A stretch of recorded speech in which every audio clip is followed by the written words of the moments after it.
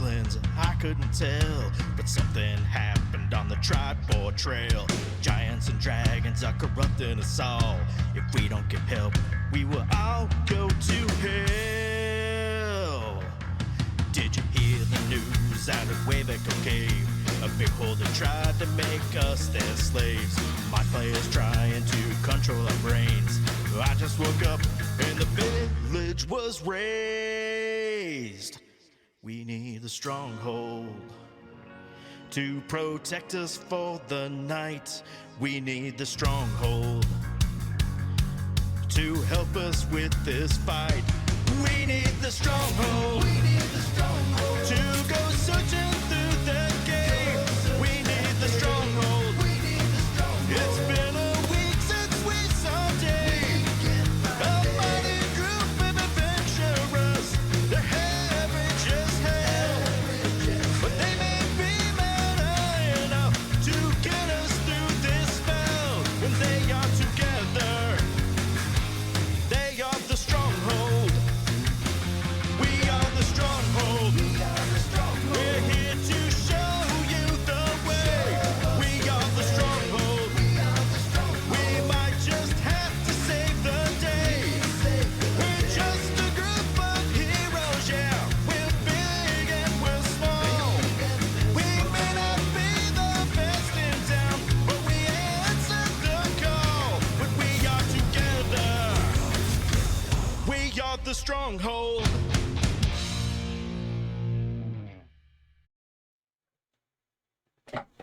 And we're live. It's a very PG-13 Stronghold D&D. Before we get started, I want to get everybody's attention to the charity that we're running. It's got a little banner there for 988. It's our mental health and suicide awareness charity that we're constantly running. Charity comes from the heart, so if you feel that you got some extra squanch in your pocket and want to, I don't know where it's at. If you want to click that link and support those folks that are on the other end of the phone calls and texts that are supporting people's, when they're in a rough spot. So that's kind of what we're here, paying it forward for those folks. We welcome everybody in to hang out with us and chat. We'll try our best to give our best dad jokes and keep my dark humor to a minimum. And I don't know what everybody's doing in the jails right now. Are you guys, why am I on an aircraft carrier? Am I too low? Should I wave off? Am I good? What do I do? Dead. So yeah, welcome back. Do we have any updates? Anybody have anything special going on? Boop, beep, boop. Want to do any quick shout outs? Are we good?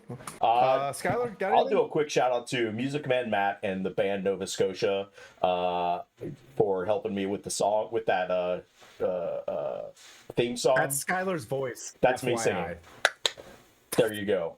But yeah, if you guys want to record anything or need, he's got a recording studio up in Daytona Beach, and he does all kinds of good shit. Nova Scotia has a band, he and his brothers, so look him up. Music Man Matt and the band Nova Scotia. Music Man Matt. Yeah, I mean that was so good. It's got me considering starting my rap career. I mean, you've done something terrible.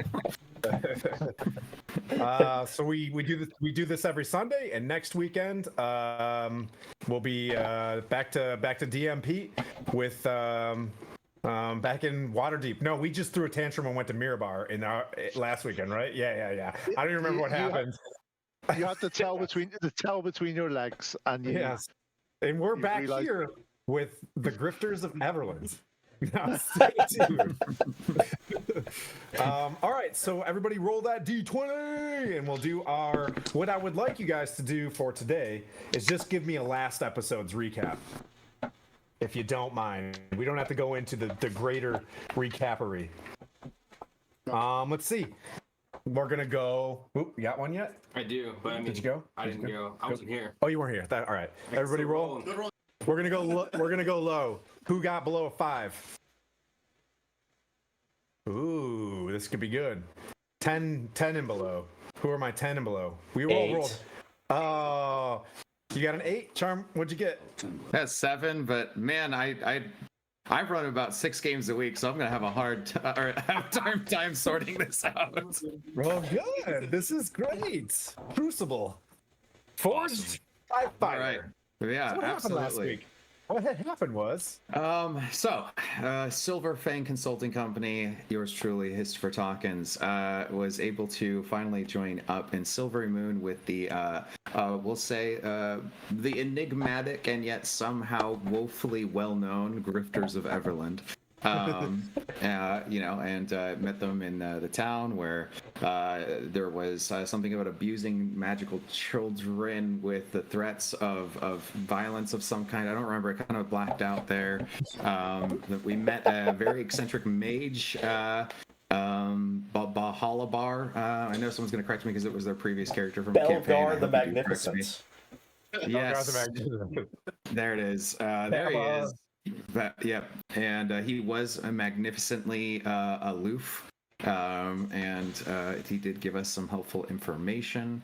And let's see. We hit it off, had a good time, and then got a little pro tip on where to commit ourselves to retrieving some information in a carriage belonging to the Margasters, which, for anyone who needs to know, they're like a Walmart great discounts Rockefellers. They're probably those people. And we showed up. They did not like us showing up, so they attacked us with some cambions, which are I don't know, like really creepy bar demon guys, the kind of like guys who just like try to charm you with their stories of their D&D campaign. No kidding. And then what's her name, Margaster, showed up, tried to blast us. And then Sonia just absolutely murked everyone. We were just there as innocent bystanders to what she would probably call a self-defense murder spree. And totally illegal. I looked into it. We're going to need that body cam. Right. Yeah. Well, it went dead. Weird. But all we could hear was Sonia saying, another one. And yeah, then we cracked open to that black Escalade of a carriage, got some stuff.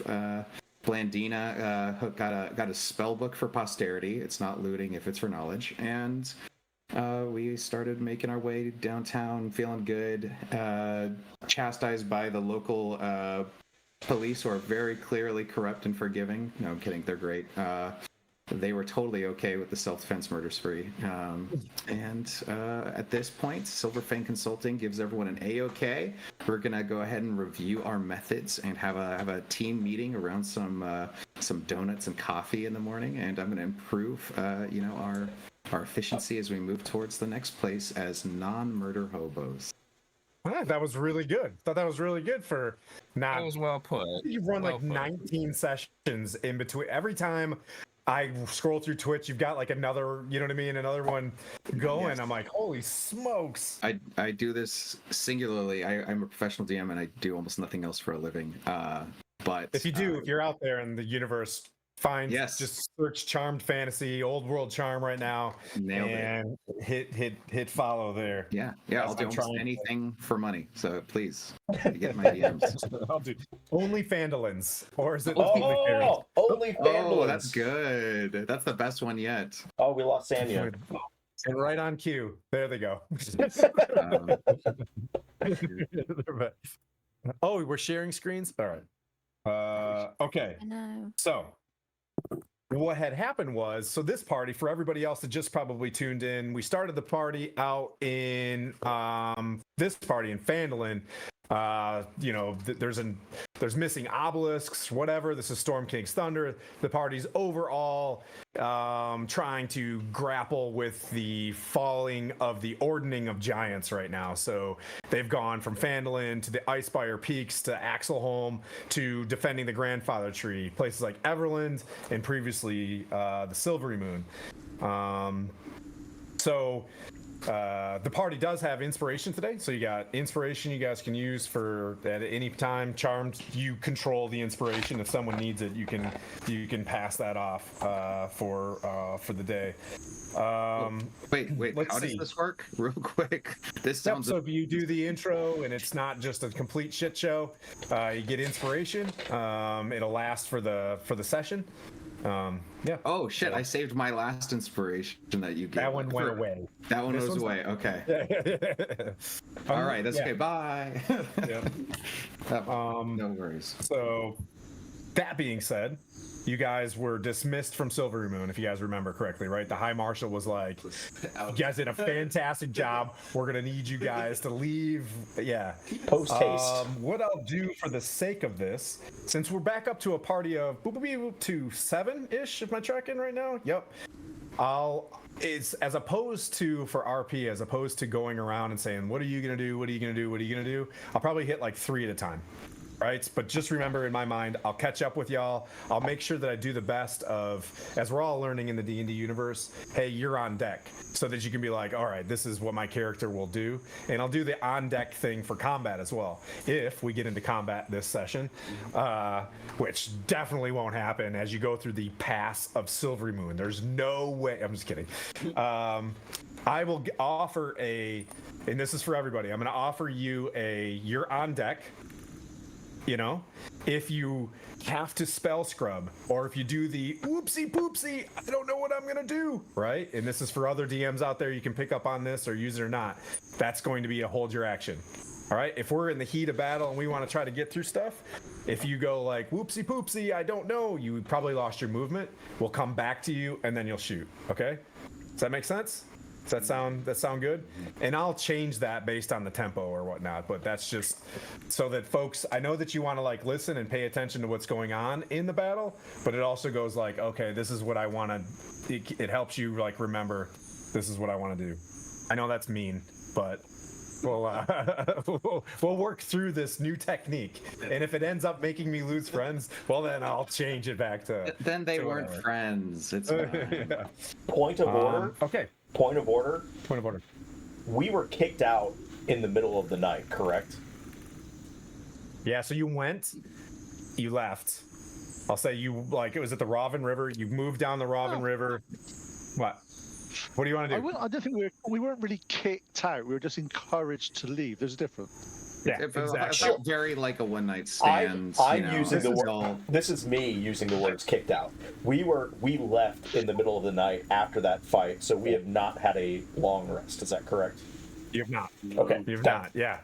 I just wanted to make sure that my Now, if spells you'd like are. to stay in Silvery Moon a little longer, you know what I mean? Like, but that's not going to be the case. They're gonna, you know, for the sake of this thing, the blue and red lights are on everywhere, and someone's just like, you know, like, hey, let's, you know, like, yeah, before the media arrives, like, maybe let's leave out the back door. But you guys left Silvery Moon on, you know, you get the sense that the High Marshal really respects you guys, knew what happened in the grandfather tree. You guys are just stepping in all the wrong puddles, right? Like, you know, for whatever reasons. The Margasters, as what you ran up against seemed not chill. Nobody on the outside knew any of what you saw. You'd love to draw it out and hold trials and stuff like that. That's a thing. We went through this. You guys elected to kind of move on. I'll give you, you guys traveled, I would assume, you know, far enough away. It's quiet. You guys wake up with a long rest. You continue on towards what you know is and you guys get the feeling of the Hawk's Nest. If I remind you, Taryn Thunder. His niece is there, and they're holding some sort of change of command, and go to the Hawk's Nest, which is a heavily fortified Order of the Gauntlet flank of Silvery Moon. It's like a very secure place in this path. This isn't the Wild West area. There is you know what I mean? Like, it is, if you guys remember a little bit of lore, Sundabar had been sacked in the War of Silvery Marches, which is on the other side of this mountain pass. I I sent this in a maps picture in Discord. If you want to bring it up in reference instead of Zoom, and it's up to you, Skylar. The Silvery Moon Path is, for what you guys are tracking, a relatively secure place. Why? The Order of the Gauntlet went up there to establish this route to provide a little bit more of a reaction force to Sundabar so it doesn't get taken again. Sundabar was completely wiped out probably a year and a half ago, maybe a year. It's very 1485-ish to anybody that's like watching this thing. 1485 Dale Reckoning, if you've forgotten Realms. So that being said, you guys are cruising along. Anybody want to just pause right now and say, I don't want to be warped to the Hawk's Nest, I want to do X? I'm going to give you, you slept and you'll arrive there in the afternoon. So you guys wake up. You guys are at the campsite. How about that? I'm just going to say that I copied suggestion from the spellbook of Asmodeus into my spellbook. And I want to make that clear for anybody who has a passive perception over a 10, right? Your character realizes this spellbook looks not chill, and you're watching your wizard who is doing it for science and math, you know what I mean? But for any folks there is a very not chill book that you see her copying from one to the other, and that's up to you guys. Huh? Yeah. Over 10. Yeah, I don't know. You don't know anything. Yeah. To you, it looks like an iPad and an iPad, just like yoink. And so How, it's an enchantment spell. So just so everybody knows, I'm being 100% transparent because I'm an enchantment wizard. The time and the cost are cut in half. So it costs it's a second level spell, so it's going to cost me 50 gold and 2 total hours to copy that. Who's our treasurer right now? Who's treasurer? I'm using my own funds. I'm using my own funds from that. Okay. So, Overall treasurer is point though, if I'm tracking. Okay. It's between me and Skylar. It depends on who's doing it. We've both got access to the same thing. It's better for me for one, so that I remember from my last campaign, we just forgot about money. We just stopped worrying about it anymore. You get so wealthy, you're just like, we never look at the price tag anymore. I will say that you guys are at the point where in the next 4 or 5 days, I'm going to be worried about spell components if you haven't actually made the deliberate request to go to a place. Silvery Moon, you guys got hustled out, so that didn't necessarily happen. That being said, I saw Charmed raise his hand. Go for it. I just want to do a stealth check to send my own personal communications out. Okay. If that's okay. I know that's kind of what you said would be the nature of it. What's your passive perception? My passive is 15. No, Quaddle. I'm asking Quaddle as this goes down. And Sanya's, by the way. I'm not going to say... on Sanya's. Well, 13. She's higher than yours. so... I'm just... Yeah.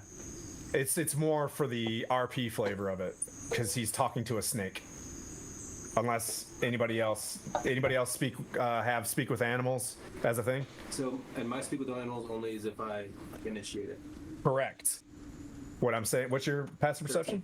Yeah. So you do see subtly him speak with a snake, and it's up to you if you want to drop some eaves. Because I don't. Yeah, he's like Sayas, yes. I don't know. Sorry, I don't hear a lot of No, that was good. Okay. Oh, parcel tongue. Oh. Yeah. I'm not going to listen. You're not gonna listen. No. Okay. This is my first episode, my first, exchange with him.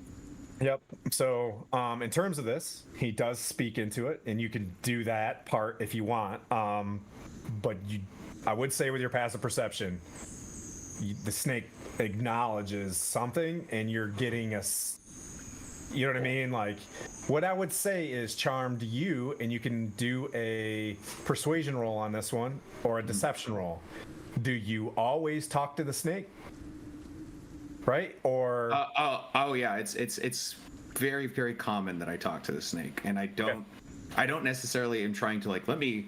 I have to use the John, and then start you hear me speaking parcel tongue. What in I a would porta say potty, is the snake you know? doesn't talk back that much. So in this circumstance, you're talking to the snake, you pass something, the snake kind of rears up a little bit and just kind of pops down. Your passive perception is like there may have, you know what I mean? Like you can perceive more if you'd like, but you are noticing, I would say, for the sake of this, he talks to a snake often and he doesn't seem insane.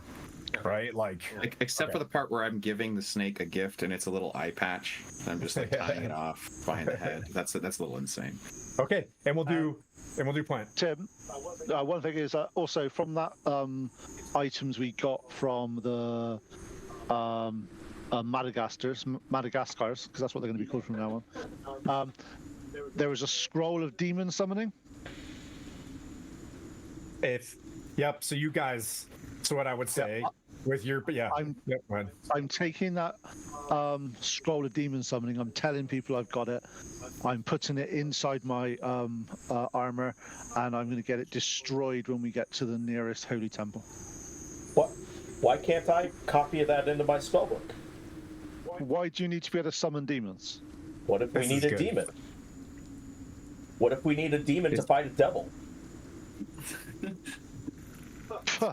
Demons are creatures of chaos. They should not be in this realm.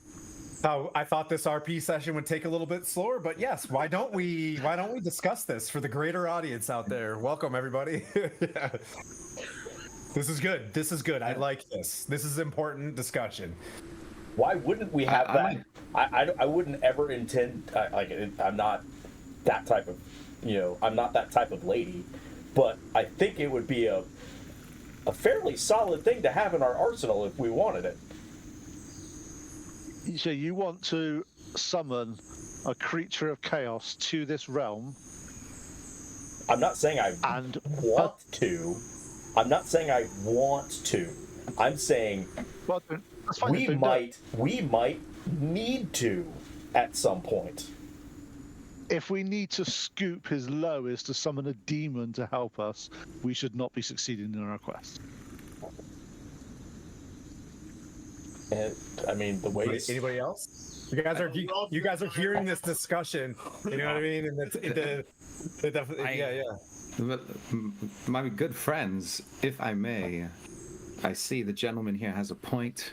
This thing is very dangerous.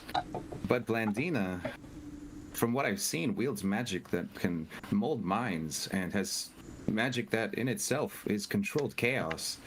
If anyone could wield such a magic in dire times, it's better to have it and not need it than need it and not have it. I am conflicted. Can't really take a side because I see the man of virtues and sense speaking to the degree of this power. But I've never seen it in action.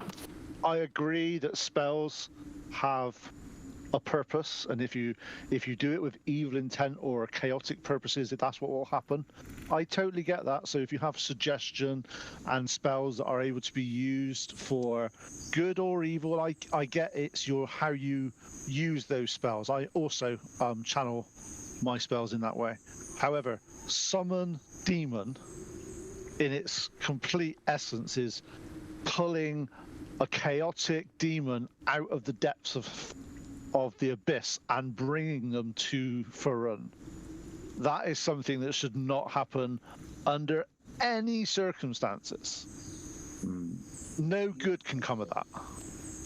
There's no saying that what gets summoned, whether for saving the world or Faerun in its entirety, will be beneficial, because they may very well turn on us, and it may be one that we cannot combat and cannot convince and cannot control.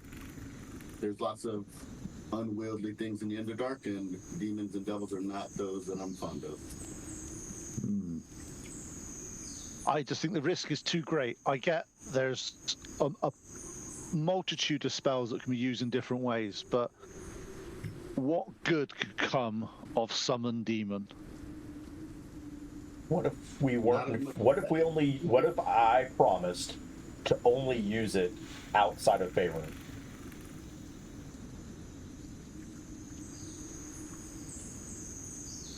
You're planning on leaving us, are you? No. Did I say that, Quint? Quit being a jackass. And I slap him. It's not what Trev, I just. Oh, I've narrowed the scroll. Should I? No. I'll put. You know what? Go Well, for I'll it. keep it. I want to see you destroy it. Let's see what happens. Right now. Do it. Whoa. This got a little right. heated. Let's just like, you know, we'll put a pin in it and we'll come back to it. You know, it doesn't need to be decided now. I mean, the to day be honest, is still. I don't even know. I don't even know what level of spell it is. I have no idea either. It's 4. Gwen Have you is read right. it all? Have you read the spell? No. Okay. I think Summon Gwen is right. demon. The day is young. You guys, have you guys we haven't looked rested. at it yet? Has anybody taken a like? No, No. Is probably it? not. Is it? It's summon. will say, Is it summon greater demon? Or just summon demon? Yeah, it comes with a pretty hefty price tag. Is it greater demon? Yeah. Okay, I'm just. I will say this. I know a great deal of dangerous magics. I come from a realm where there seems to be a pretty high skill cap on these sort of things. Come from, Cholt, place where demons are the least of your worries. But, of all things, to summon, I know that demons have parameters, true names and such. Perhaps if Blandina ever got a hold of such a thing, true control, which seems to be our dear friend Quent's concern, wouldn't then be a factor, an issue. At that point, we have the condition to be met that there would be no harm with a true name. But a true name, I hear, is hard to get. How about that as a middle ground? And also, I to be honest, I've not. It's not something that I'm experienced with. I just heard the horror stories, and when us mortals are arrogant enough to feel that we've got complete control over some otherworldly being, that is when it's going to go wrong. My To dice, you guys. my dice just haven't been consulting. exactly hitting on all my enchantment spells lately either. I Skill issue.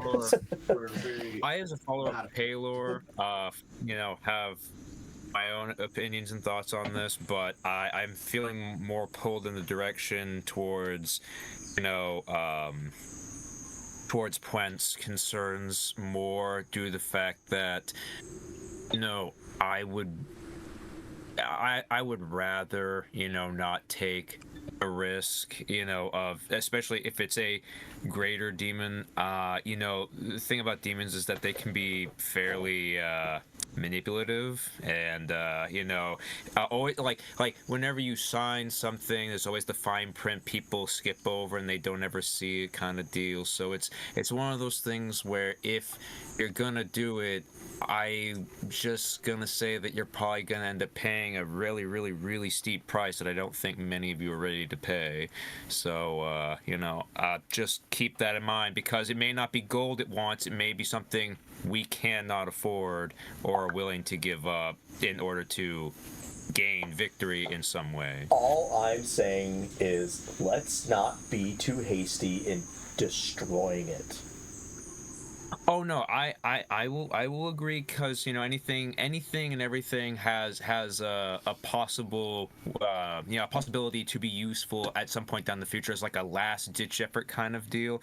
I'm just saying that I'm not saying destroy it. I'm not saying whatever. I'm just saying that like we really should consider what this price tag may be should and when it comes up, and we unfortunately are met with the ultimate decision of having to pay it, because demons don't do things for free. And though we may possibly have control over it, that doesn't mean we'll have control over it forever, It takes a vial of a recently killed human to summon the thing. I don't even like blood, but I think if I just copied it into this spell book, like, I'm somebody's gonna have to give me the blood to even summon the damn It sounds like a slippery slope. Just Unethical. copy it. I'll copy it for now. We'll get onto it at some point. And I'm sorry, we've got it in a scroll. I'll keep hold of the scroll. If we need it, we can cast it from the scroll at some point, and then it's done and it's gone. How about I copy it on the last page, only the last page, No. and then if we can rip that page out and burn it up if we ever Same as you needed it to. I Just saying. understand where you're coming from, Blandina. I understand. Maybe I'm just saying, let's lines not of be bullet- too hasty in destroying the damn thing. It might be useful yeah, at some I'll keep point hold in of the it. future. I'll keep hold of it for now, and we can make a decision later. Thank you. I will say though, my friends, is that the day is still very much young, and I doubt we'll have any use of this item anytime soon. So I suggest that we just come together, let the heat die out a bit, have some lattes, have some good food, and we just get back to doing what we're best at, and that is being grifters. I mean adventurers.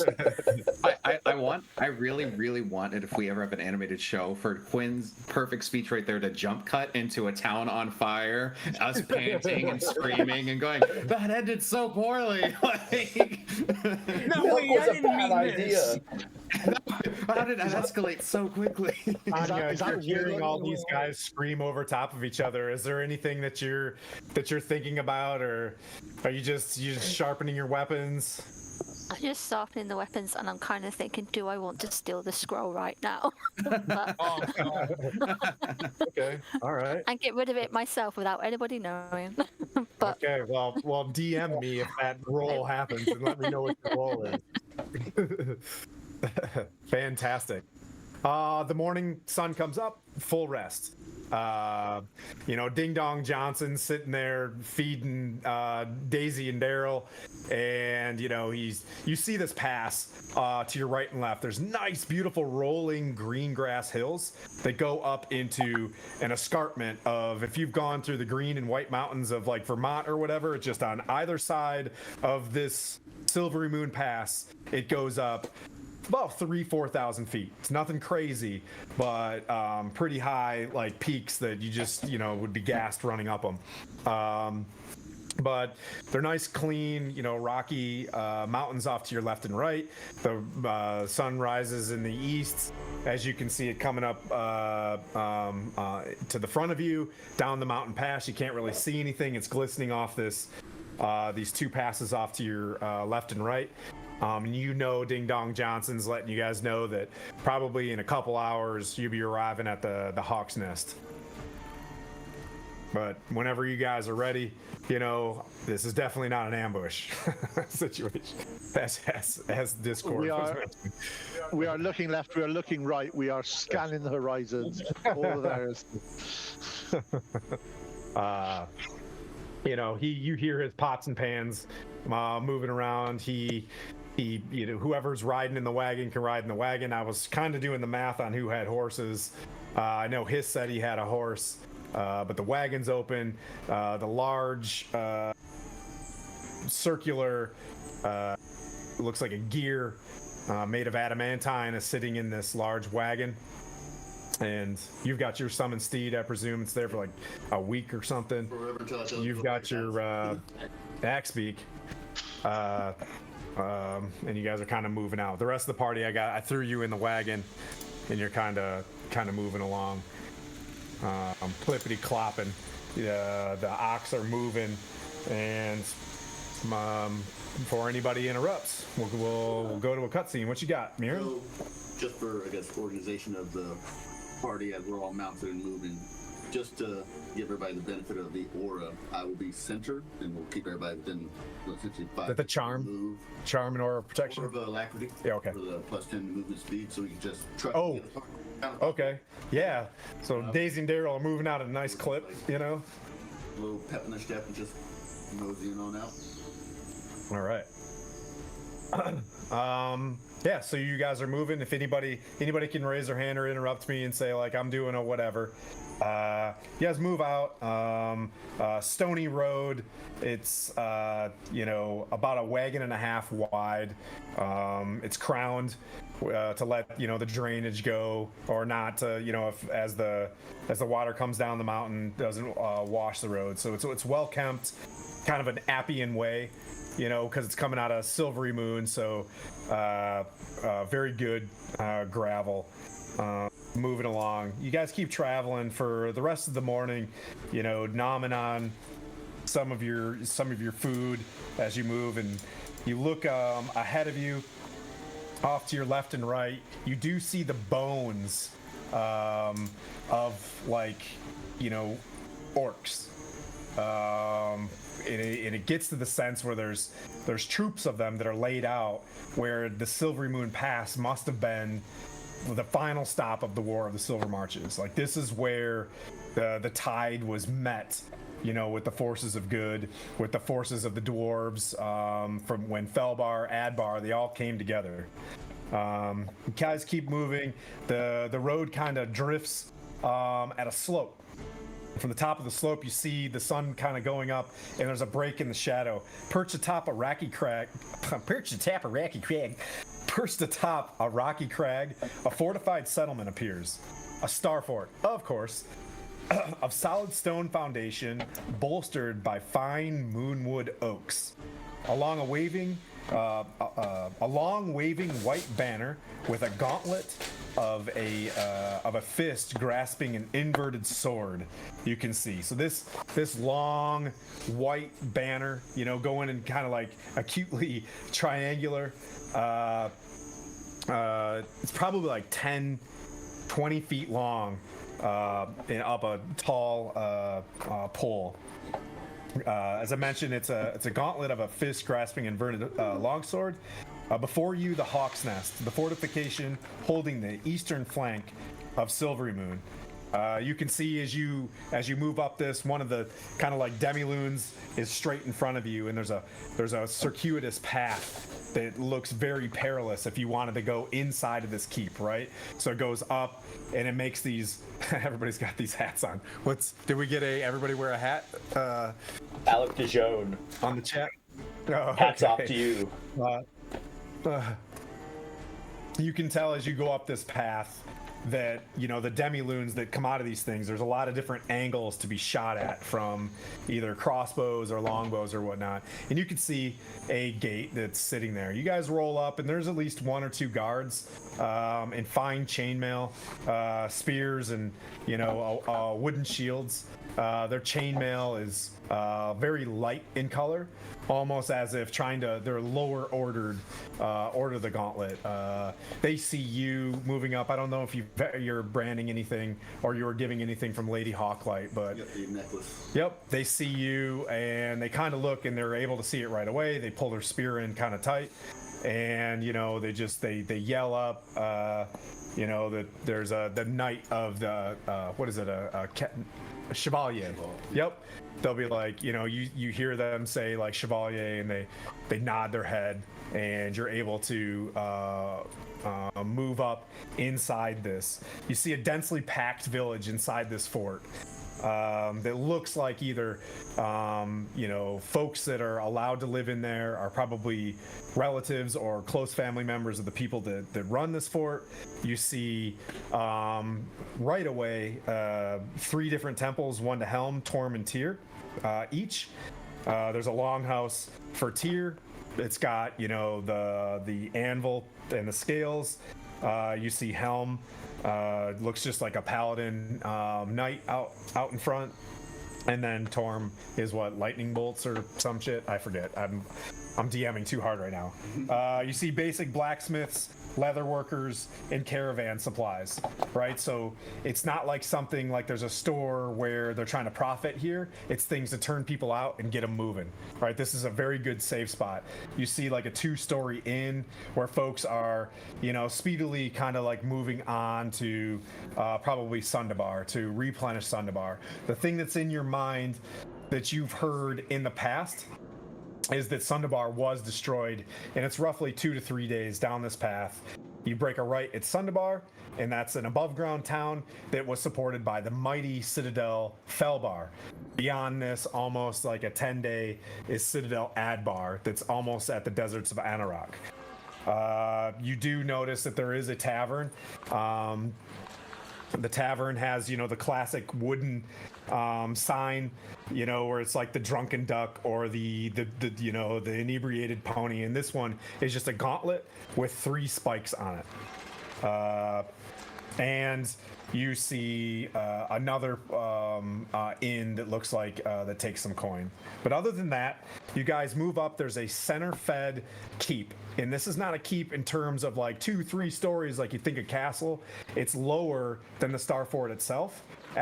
Like this place is defended to not take shells from like the outside. Like they thought about it when it was attacked, probably by giants in the future. So there's a 1-story, stone building where you see 3 hippogriffs being packed up.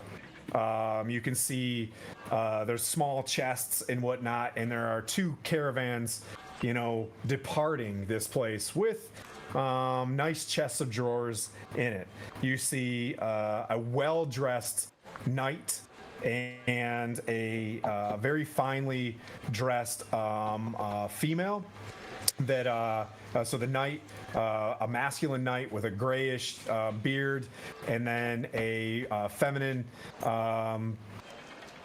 looking like a wizard, packing up her stuff. She's got a book in her hand and preparing to. It looks as if they're about to leave, and that's where I'll pass it off to. Let's see. I talked to a couple folks. We'll say Mirren, since this clearly a outpost for the Order of the Gauntlet. You see, just from your looking around, you see 10 open stables that are built into the rocky or to the stone sides of the Star Fort. The stables are, arched. They're empty, and you see like 1 hippogriff kind of sitting in there. So you get the sense that the hippogriffs.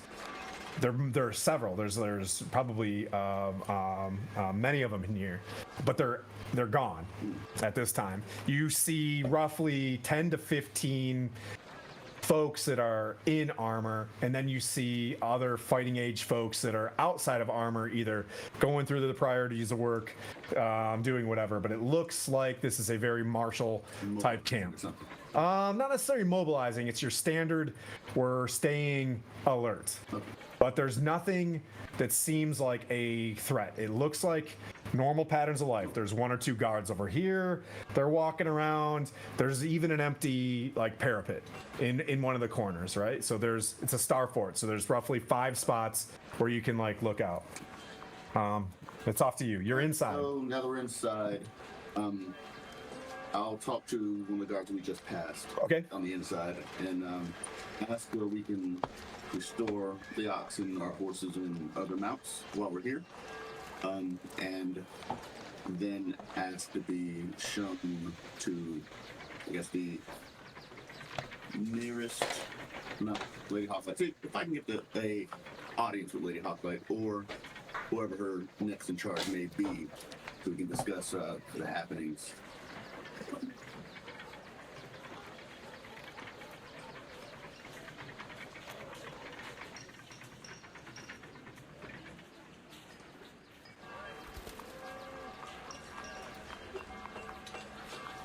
Okay. All right. So there's a sergeant of the watch. He's on. He comes out and speaks to you.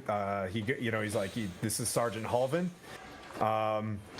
You could tell he doesn't have the same symbology. Like he's not a chevalier yet, but he's part of the Order of the Gauntlet. If you think of some of these orders, there are folks that are involved in it. They're probably getting paid. They're probably goodly people. Sergeant Halvin. A shorter guy. Real stocky, seems kind of probably like a half dwarf from this area. He asked you. He's like, well, Lady Hawklight.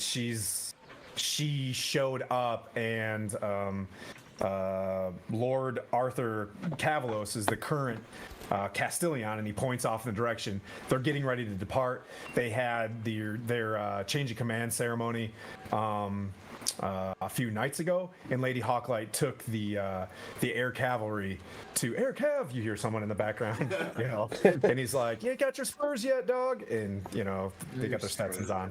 Yeah, so like, she took the company. The troop, we'll say, out to let's stay focused. They took the troop out to defend Tim, stay with me. All right, so a caravan with wages for the workers at Sundabar went out a day or so ago, and the hippogriffs left. The company left to go just check in on them, just run a quick pass to make sure that they made it to the pass, or the they'll go out to where Felbar and Sundabar break north to south. They were going to fly out there and then come back, just basically check on them. So Lady Hawklight is gone, and she just, like I said, she just took over as Winterhawk. She was just promoted as Winterhawk, just like Winterhawk Cavalos there. But he's there, and if you're a Chevalier, if you're just showing your gauntlet, then you're welcome to go. He's like, I can bring you over right now. So they did change command. Cavlos is now in charge. No, Lady Hawklight is. So that will be he's leaving. Yep, he's leaving with to head back to Silvery Moon. Yeah, so I will thank him for the information, and then make my way towards the center defended structure, that little shorter squat one, to go ahead and Miran, yes. Miran, just one thing. I'm going to stay with the ring because obviously we haven't told them how dangerous that is yet, so I'm going to stay here with the ring and sort of guard it a bit more. I will also stay with the wagon. But anything can happen out here in these parts, so that's good too. Anyone is welcome to come along as they wish. I don't think there'll be anything untowards happening, so I don't need to be defended per se, but anyone's welcome. All right, so I'll make my way towards Lord Cavos's. Okay. So he's basically on this wooden porch ahead of it, and he's basically signing, you can tell, some last orders or whatever to some folks that are there, as a couple wagons leave, but there's 3 hippogriffs there that you think that there's another there's 2 children with them, and you can tell that they're probably going to hop on one of the hippogriffs themselves. They're sitting up there and they're talking to Lady Fenris. You were told that her name was Lady Fenris Agathon. And then there's Lord Arthas Cavalos. He waves you, forward, and welcomes you. And he's like, "Oh, well, this is great. It's great to see." Another Order of the Gauntlet, and he kind of looks at the rest of you. He's standing in front of one of a classic job board, as someone's pinning up different things, and you can see, which is that Harry Potter Gazette. There's one called the Waterdavian Gazette, and you see a moving picture type newspaper, and you can see. You see breaking news. You can't see what it is. You see another thing that 5,000 gold pieces for the Weevil, and a couple other things that you can go look for. And you can see him kind of reading these things, and he's like, "You believe these guys? Wow! This group of from Waterdeep they just took down a whole group of hill giants in one day, an air attack. This is insane. And now we're getting ready to head to Waterdeep, see if we can't meet one of these folks themselves. They're really amazing group." And he's like, "Come on up. It's good to see you. Are you going to be joining? Do you get orders from Elturel to join? Oh, Hawk's Nest?" That's not on our task for this. We're definitely passing through on our way to Felbar, but we just came through Silvery Moon. Silvery Moon. Okay, yeah. We didn't hear you guys were in that area. Must not have been there very long. No. Just passing through. Just, Oh, okay. We're just passing through. Yeah, okay. But seeing that you guys are appear to be on patrol and have your hippogriffs out and about, is there any happenings or things, I guess, that need to be done that you need assistance with? Maintaining this, yeah, of course. If you guys are passing through, the more adventurers and the more goodly, knights like yourself moving down the Silvery Pass, the better. Since the Felbar Brigade's been held up, he points at the sign. The Felbar Brigade, boop, boop, beep, boop, beep, boop. Oh, I didn't put it in my notes. I got it back here. Being held up in a town called. Come on, Tim. Oh, held up in Oralbar and Lort, which is, and he kind of reminds you, it's the south of the Great Peak Mountains. The Felbar Brigade was supposed to move north to Felbar. Unfortunately, they were held up by stone giants, from what we're hearing, and they had to move back through Waterdeep to get here, so they're not going to be here for another. He looks around, he looks at the lady Fenris, she's like, probably about 10 days. With that being said, the hippogriffs have had to move back and forth to make sure that these wages and goods get to Sundabar. So it's great if you guys want to be helpful, moving, getting more adventurers and, capable warriors like yourself down that pass, helping these goods get through. Super helpful. Felbar is kinda flapping in the winds right now. From what I've heard is King Emerus may have departed Felbar with a good group of the remaining dwarves on some mission with some dude named, and he kind of looks around and she yells at Reginald Roundshield, but not they're like, yes, some upstart dwarf. Before we get too caught up in matters that are still of import but less, I guess, pressing, I'll have to make them aware of this very large adamantium ring we have, which attracts giants of sorts. Okay. As we're trying to neutralize, destroy, or deal with it. You have a very defensible keep, which is all well and good, but we don't plan on staying. We'd like to keep it here. Yeah. Keep it that way. Okay, so where are you moving it? Are you planning on? That's why we're going to Philly. Essentially trying That's a solid citadel to hold something like this. He's like, melt, forge, do something with it. yeah, it's not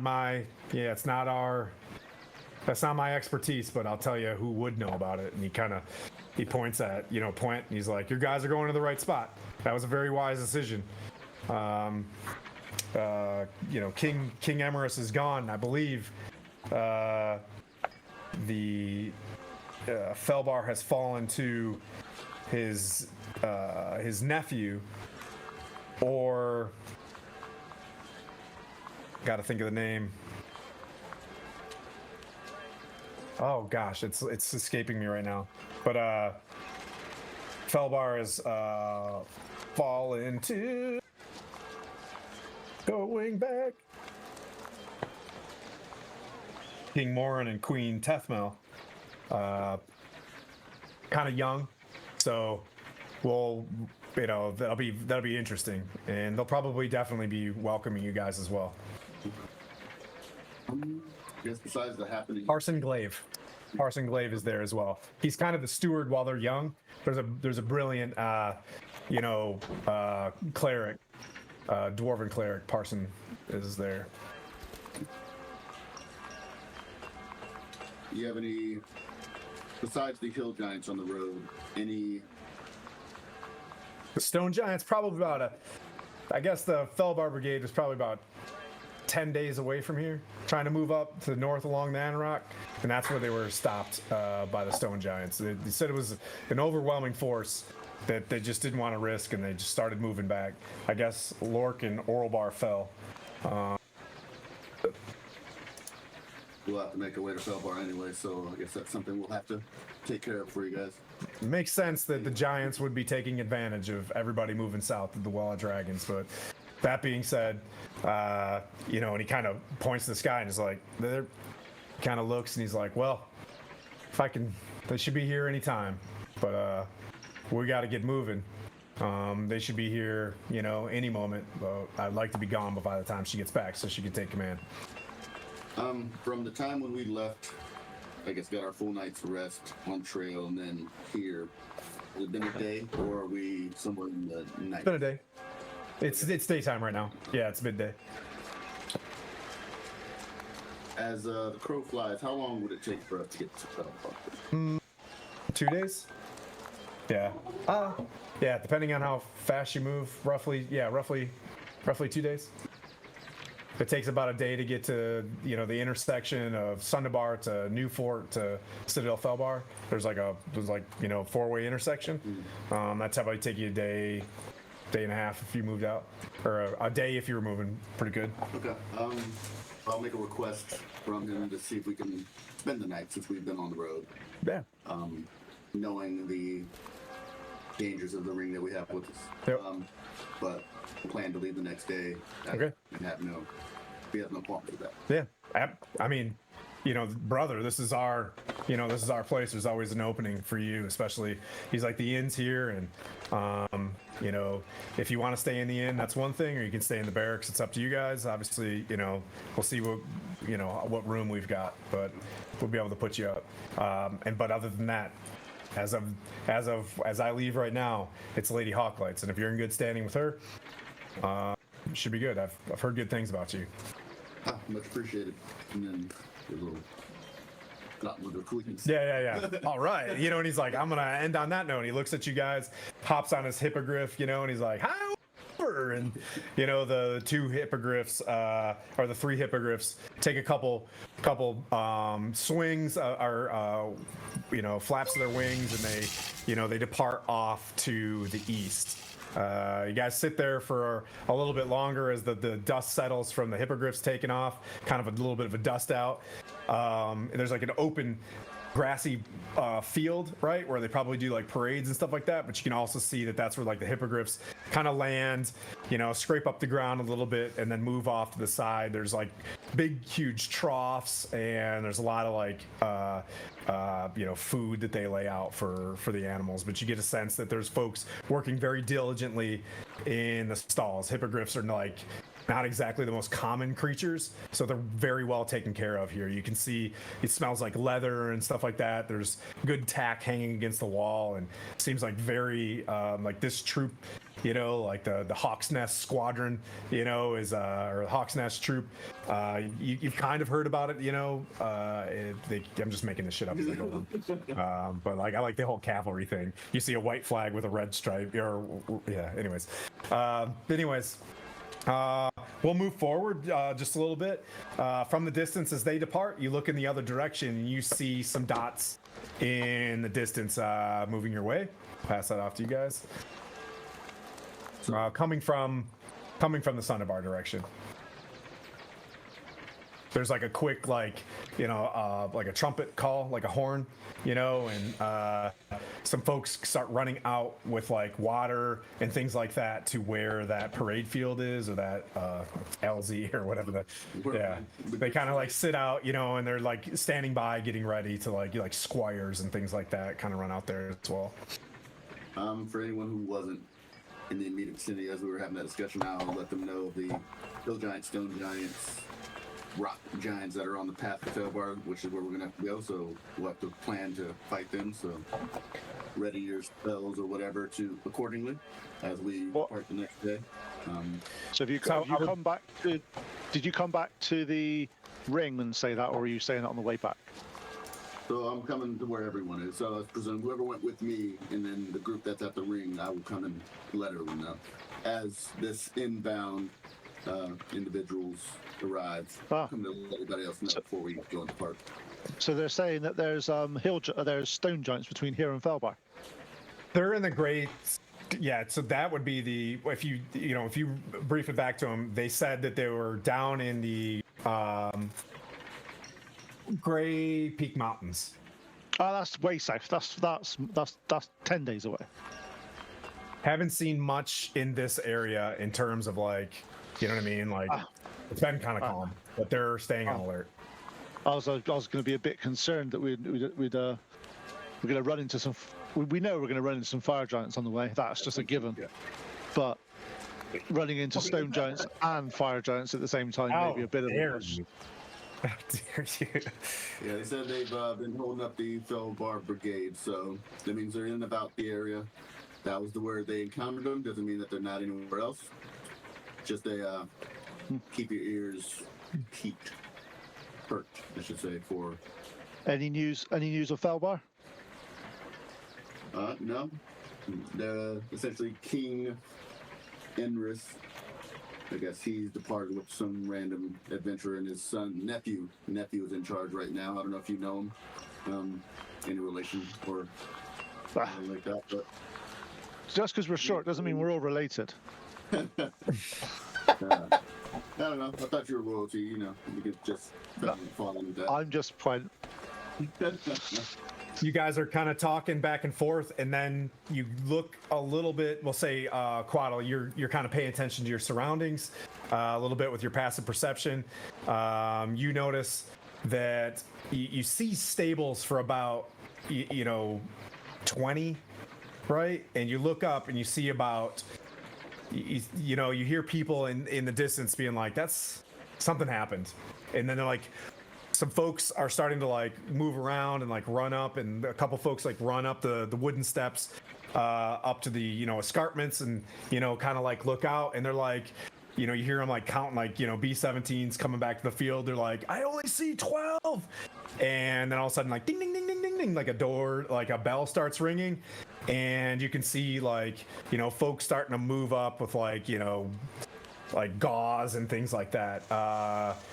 Stop me whenever you want, but over the next few minutes you see like 12 hippogriffs flutter and stumble and panting to this patch of like grass and like opening.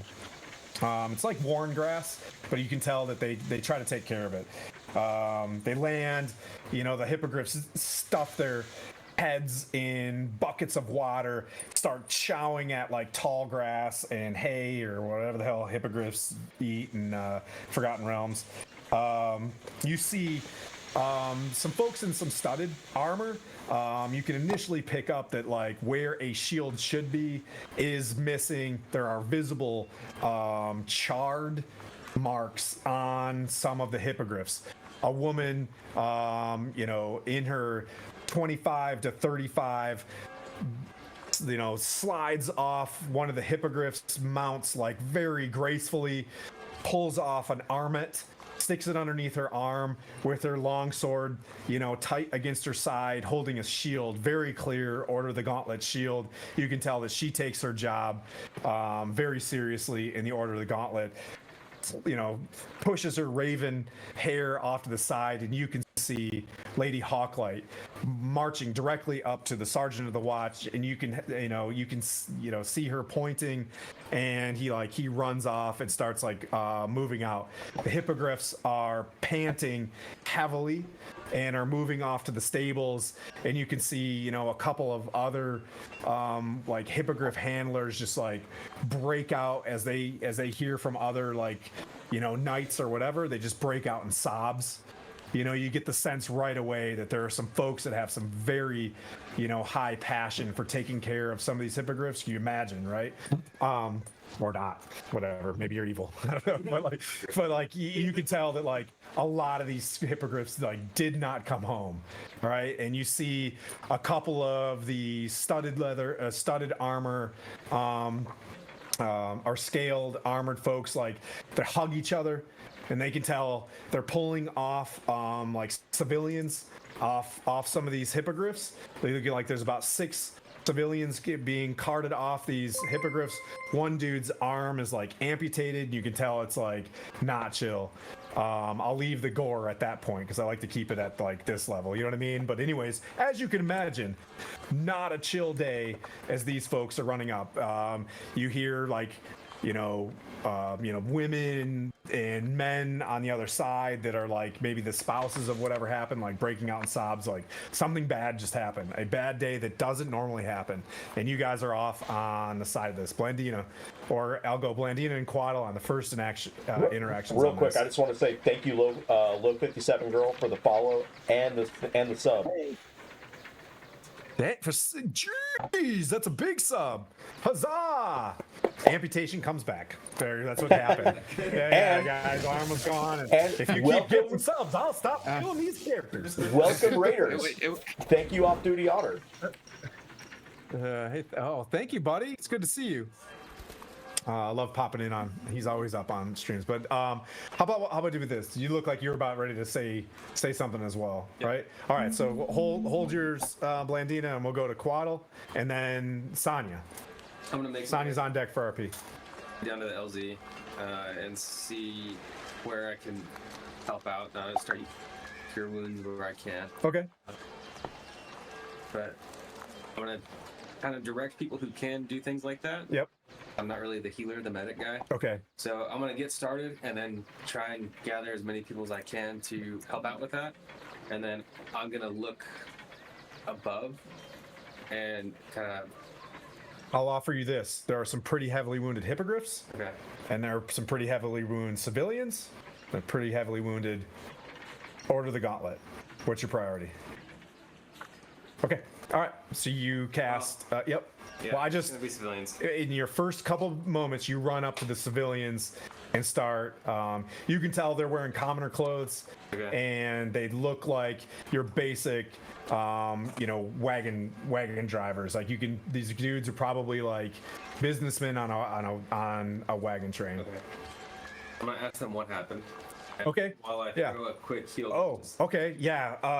A guy's just, his eyes, you can see like he can't see anything. He's got a bandage over his eyes, and he hears you, right? And he puts his hands like on your chest as you're coming up and you're healing him, and he's just like, we were turning the corner to Sunderbar heading south with the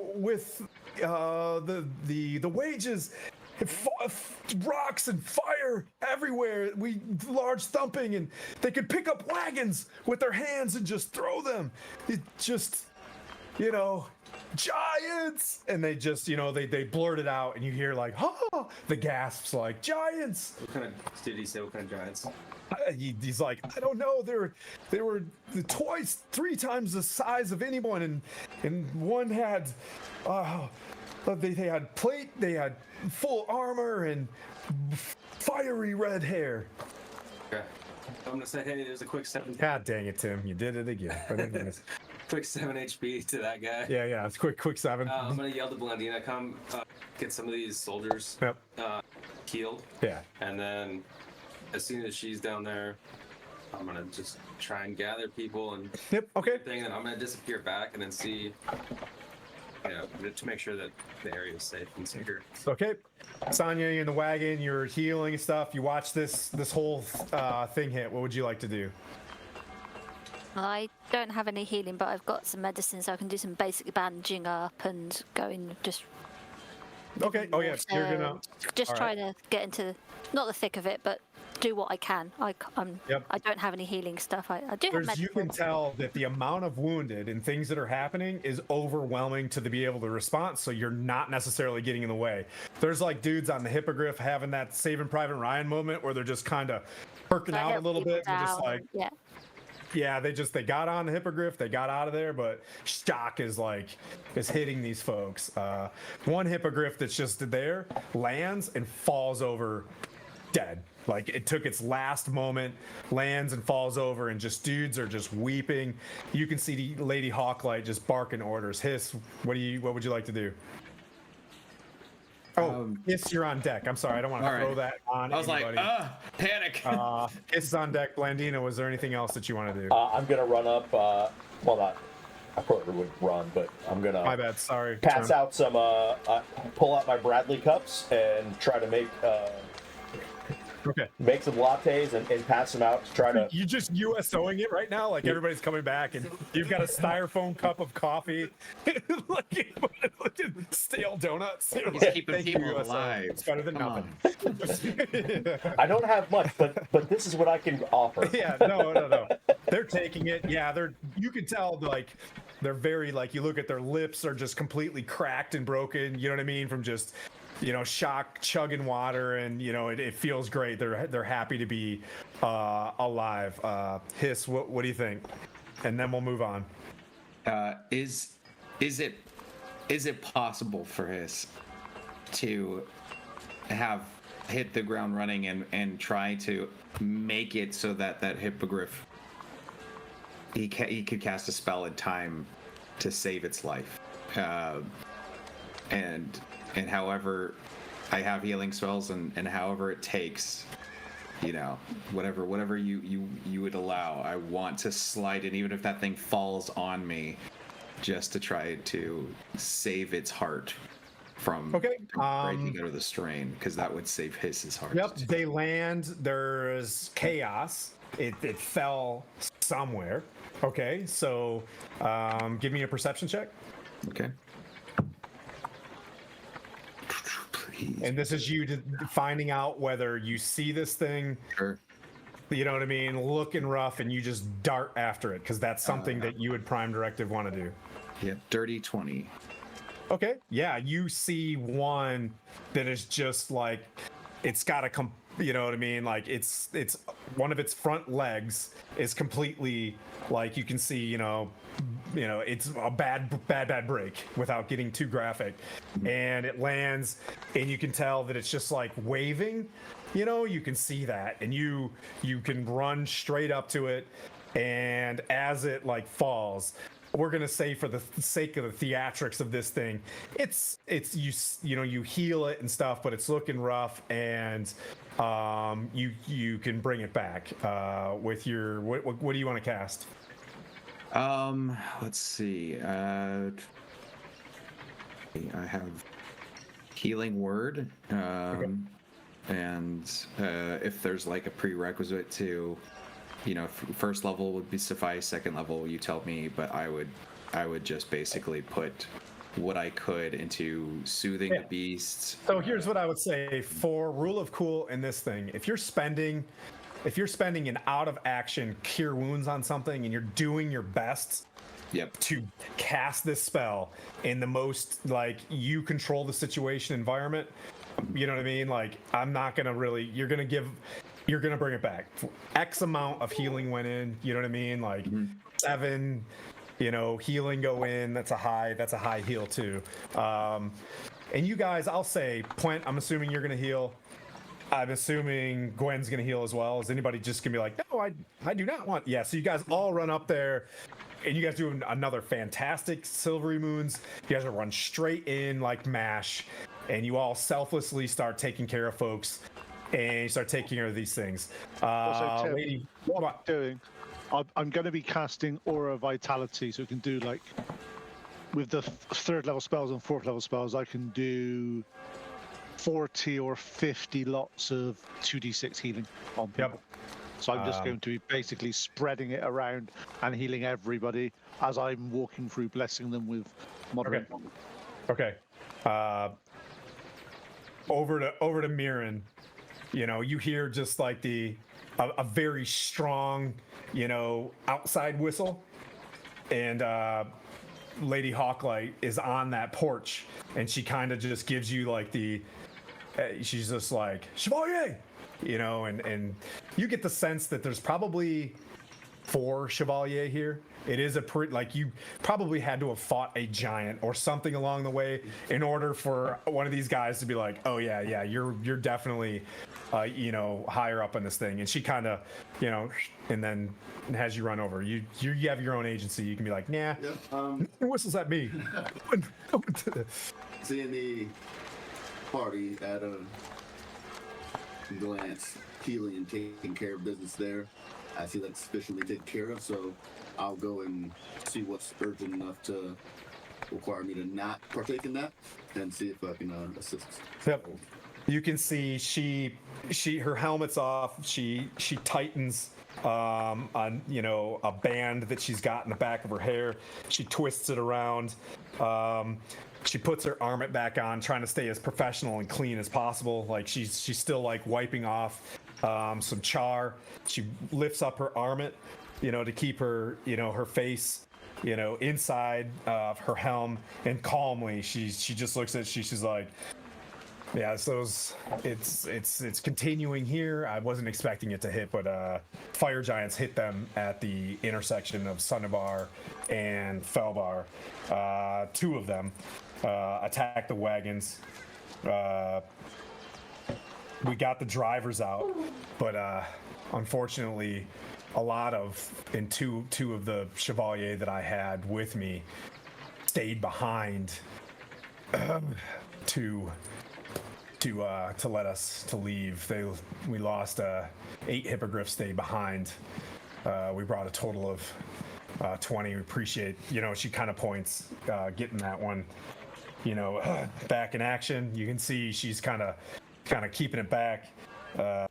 Helm be praised that we got the civilians back, but unfortunately we lost those critical wages to Sundabar. It goes without saying that Sundabar has been left alone in the past. She raises her voice sternly, and Hawk's Nest will not stand by that. Your charge to become a Marchon, should you choose to accept, which you shall, you know what I mean, is to take your night's rest, refit, continue healing as you are now, getting us prepared, and getting you and whatever that thing is in the back of the wagon pushed towards Felbar, retrieve those wages.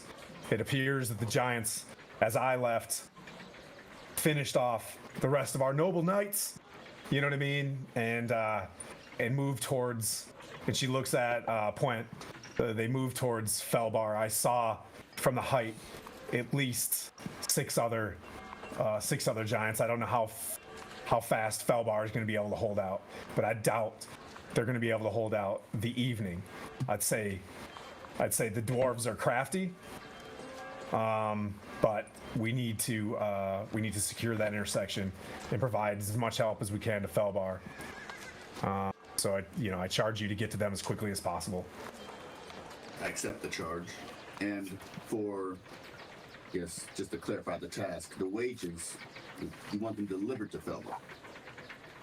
If they can, no, Sundabar. We got to get those wages to the folks in Sundabar. We got to stop whatever's going on with these giants, so that if we lose Sundabar again, we will lose Sundabar forever. Like we have to. She's like, I have to refit what I have left of the Hawk's Nest. I need to send message to the Knights of Silvery Moon, who are doubtfully gonna come out. And I know that Felbar, with King Emerus gone, is got maybe 300-400 dwarves, fighting dwarves there, of the thousands that Emerus just left, and the thousands that are returning from the Well of Dragons. This is it. She steps. She just looks at you with this air of it's gonna become hopeless fast if we don't plug this gap. We're definitely in the business of taking care of giants, so we will obviously go to Felbar, collect whatever wages we can, and solve the giant problem within that scope. Yep. Going back to Sundabar, do you have people in Felbar that could deliver the wages once the road is clear? Yeah. Yes. She's like, I can have, I probably at least a couple days, I can get these hippogriffs back up and moving. I refuse to move them back out. The hippogriffs are the Hawk's Nest. And as much as our knights are brave, these beautiful creatures are the ones that fought and helped get this wagon train back. We have to prove to Sundabar that we can work well. You know what I mean? The Order of the Gauntlet is here to keep this lane open. We'll prepare accordingly tonight. Do you have a quartermaster or anything around where we can? The fort's yours as long as you're out by morning and moving out. She's like, whatever you need. She's like, she points to one of the folks. She's like, prepare the prepare this spiked gauntlet for them and the Hawk's Roost. It's the Hawk's Roost or the no. She's like, no, the Inn of the Silver Sword. She's like, you guys can have rooms there. All right, I will now go back into the fray that is the courtyard and attempt to heal as well. Yep. While everybody's doing that, I'll just lay on hands, give them ironious high fives. Okay. Just big old fives to everybody. We'll say for in terms of people that I think we'll go as he walks up, we'll say Puent, and then Gwyn, you're on deck for how you want to do this. And then we'll roll back. Blandina, start thinking about what you want to do for the evening as well.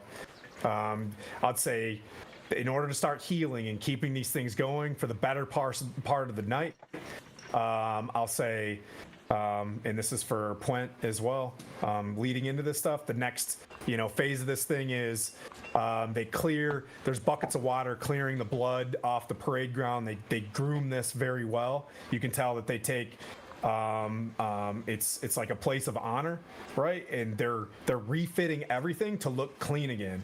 And you can tell that they're taking there's 10 broadswords with 10 old-fashioned just like nose break helms, like your classic top with the nose piece helms on top of the broadswords. And you can see 9 of them are laid up. There is one older cleric that is beginning to prepare a what's called like a roll call, and they all come out and they start listing the names of 2 chevalier that have passed, and then they say like gauntlet is what they call like their regular soldiers. You know what I mean? They'd be like Gauntlet, Davidson, blah blah blah blah blah, and they go down the line, and they'll ring a bell, and then you get the sense, even if you were wanting to lead this as a cleric, they've got this. This is like their thing, and they kind of go through this, and they disperse, and they get right back to work. So you're seeing something that's just like, very martial. They do these things, and people kind of disperse. And tonight is kind of a somber evening. They bring out stuff, and you can tell they're holding a banquet in the Longhouse of Tyr to celebrate the passing of these the Order of the Gauntlet. Point over to you. You don't have to do anything somber. I'm just kind of setting the mood of how this went down. Yeah, But the swords and the helms stay out there all night. I'll make sure I'm healing, make sure I'm sorting that stuff out, but also talk to Mirren and sort of obviously go on from what was said about that we're planning on going east, sorting out the giants, going south to, or should we be taking this ring towards the fire giants? It's like the fire giants are trying to get this ring. We're just basically taking it to them, hopefully going to beat them, and then carry on to Felbar. But it's kind of like taking them their candy. We don't really want it. This is what they're after. Can't they stay here for now, and we go and deal with the fire giants, and then we'll come back, or they can meet us there with it or something? It's just that it's kind of a bit too, in my view, it's a bit too risky going towards the fire giants on purpose with this item that they're after. This keep just suffered a loss. I don't think they'd have the defensibility if, say, those are not the only fire giants in the realm. We may very well be the best to have it at this moment. So whether we take it, and I'm not saying we're losing the fire giants, because I don't foresee that being the case, even though there are substantial numbers that were briefed, upwards of 6 giants. Not all were said to be fire, but let's just presume they are. It is the size of the force, and however, if there's 6 giants in the area, there may very well be more. So I don't think the keep is in a particular state to be able to defend against a similar force than we are. Yeah, I see what you mean. I'm just such a risk. Such a risk to take. So, yeah, there's no real way around that. Yeah, it's just that we had trouble, to be fair, with. Look, you yourself were downed by the last fire giants we met. I do recall. Yeah. And I found there was- you downed by stone giants. Yeah. The fire giants. There's only 2 of them, and they were a force to be reckoned with. If there's 6 of them, What if we found a way to kind of go around where they are and try to skip past them by sneaking the ring beyond where they are and leading them further away from this direction? We could put dirt behind us and they could be, chasing us while we're trying to get to where we need to go, and then, see what we can do there when they eventually catch up, as I imagine they will. We don't have very many options, and, when you weigh the options that we have, these people here are very badly injured and probably do not have the resources currently to take on a full, frontal assault by a bunch of rock-throwing giants of various types. But also, there are the others who are ahead of us who are going to where they're going, who may also need our help. And again, when we bring the ring in that direction, because we can't just leave it here and risk somebody doing something to it, stealing it, or you name it, we have to come up with some type of plan that doesn't give the giants the advantage they need to wipe us out and take the ring and, oh no, that's it, but also minimize the amount of casualties that will come from it when, and if they were to come here or somewhere else. So we have to kind of find a way to thread the needle between the two to ensure that the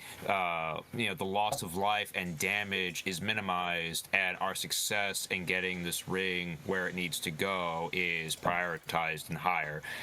So I would say if there's a way of sneaking past them and leading them further away from this location so that these people can breathe and reform and regroup, it would probably be our best way of doing this.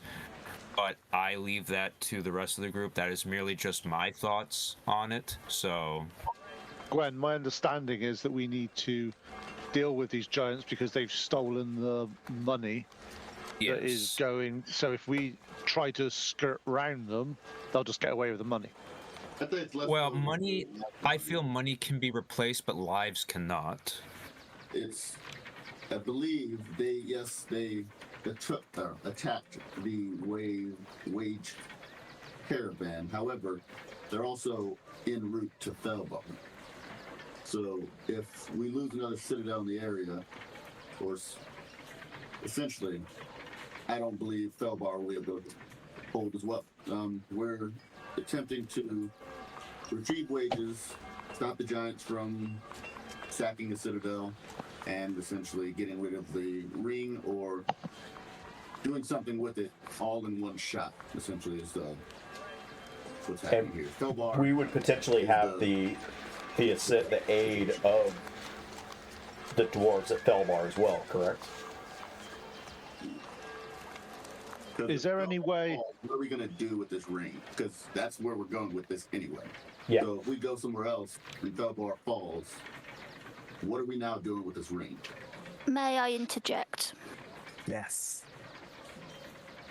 How about we as a party go ahead, we tell Ding Dong Johnson with the cart here to follow in a few hours after, or we can send word back.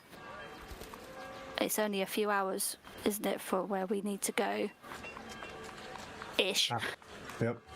So we can go ahead, do what we need to do, and then send back or say follow in a few hours' time. Then hopefully we would have done what we needed to have done. Okay. I do have a way of making that happen. Can we send up a signal flare? Send up a signal flare or something, or somehow. We got Blandina. She does fantastically wonderful spells. I'm sure we could do some type of of magical sort of fire type thing in the air to sort of just say now send the. How far back are we saying? Because if I keep them a mile back, I can leave my steed with Ding Dong Johnson. I can tell my steed, and he can essentially get him on the move telepathically that way. If we're trying to just get him some knowledge, because anywhere close enough for him to see a flare is probably too close. You can see a flare for a few miles. I don't know how the environment is with the. This is Blandina. Blandina can see her stuff from across the realm. As a consultant, I want y'all to know that would be also drawing everyone's attention, known and unknown, right to where we are. Just a consulting point of view. And if anyone needs, cards, I can hand you guys cards to hand out. Do we get a discount on your consultancy fees? Actually, you get a discount at my with my trading company. Oh. Yeah. Tokens and more. Oh, it's much more legitimate than anything you've grifted. I mean, experienced. Only grifters. Only grifters. Grifting for dummies. Yes, grifters are us. Grifters are us. It's brutal.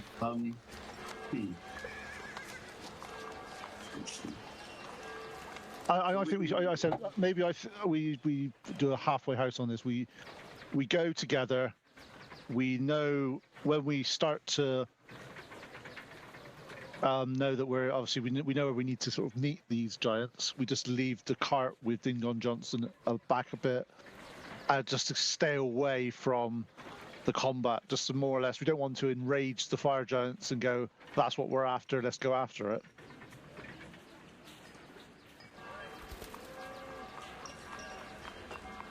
We don't really want to use our wonderful cart as bait, do we? Just to get the fire giants enraged and get them to go towards it. Because they may not be after that particular group may not be after the ring, and they may have a different task. That's true. That's true. That's fair. They may not be looking for it right now. There may be others looking for it, but that group itself may not be. So we could run off, leave them undefended, and very well have no effect. Hindsight will be a wonderful thing on these sort of situations, but we've got to do. We know that there's fire giants in the front. We know they're there. So we have to make the decision that we go, we're not sure if they're behind us or going to come up to us. We make the tactical decision to say, we know they're in front, so we're not taking the ring there. If there's something happens in the background that we're unaware of at this point, it's still better than taking the ring to the fire giants that we know they want. We know they're there.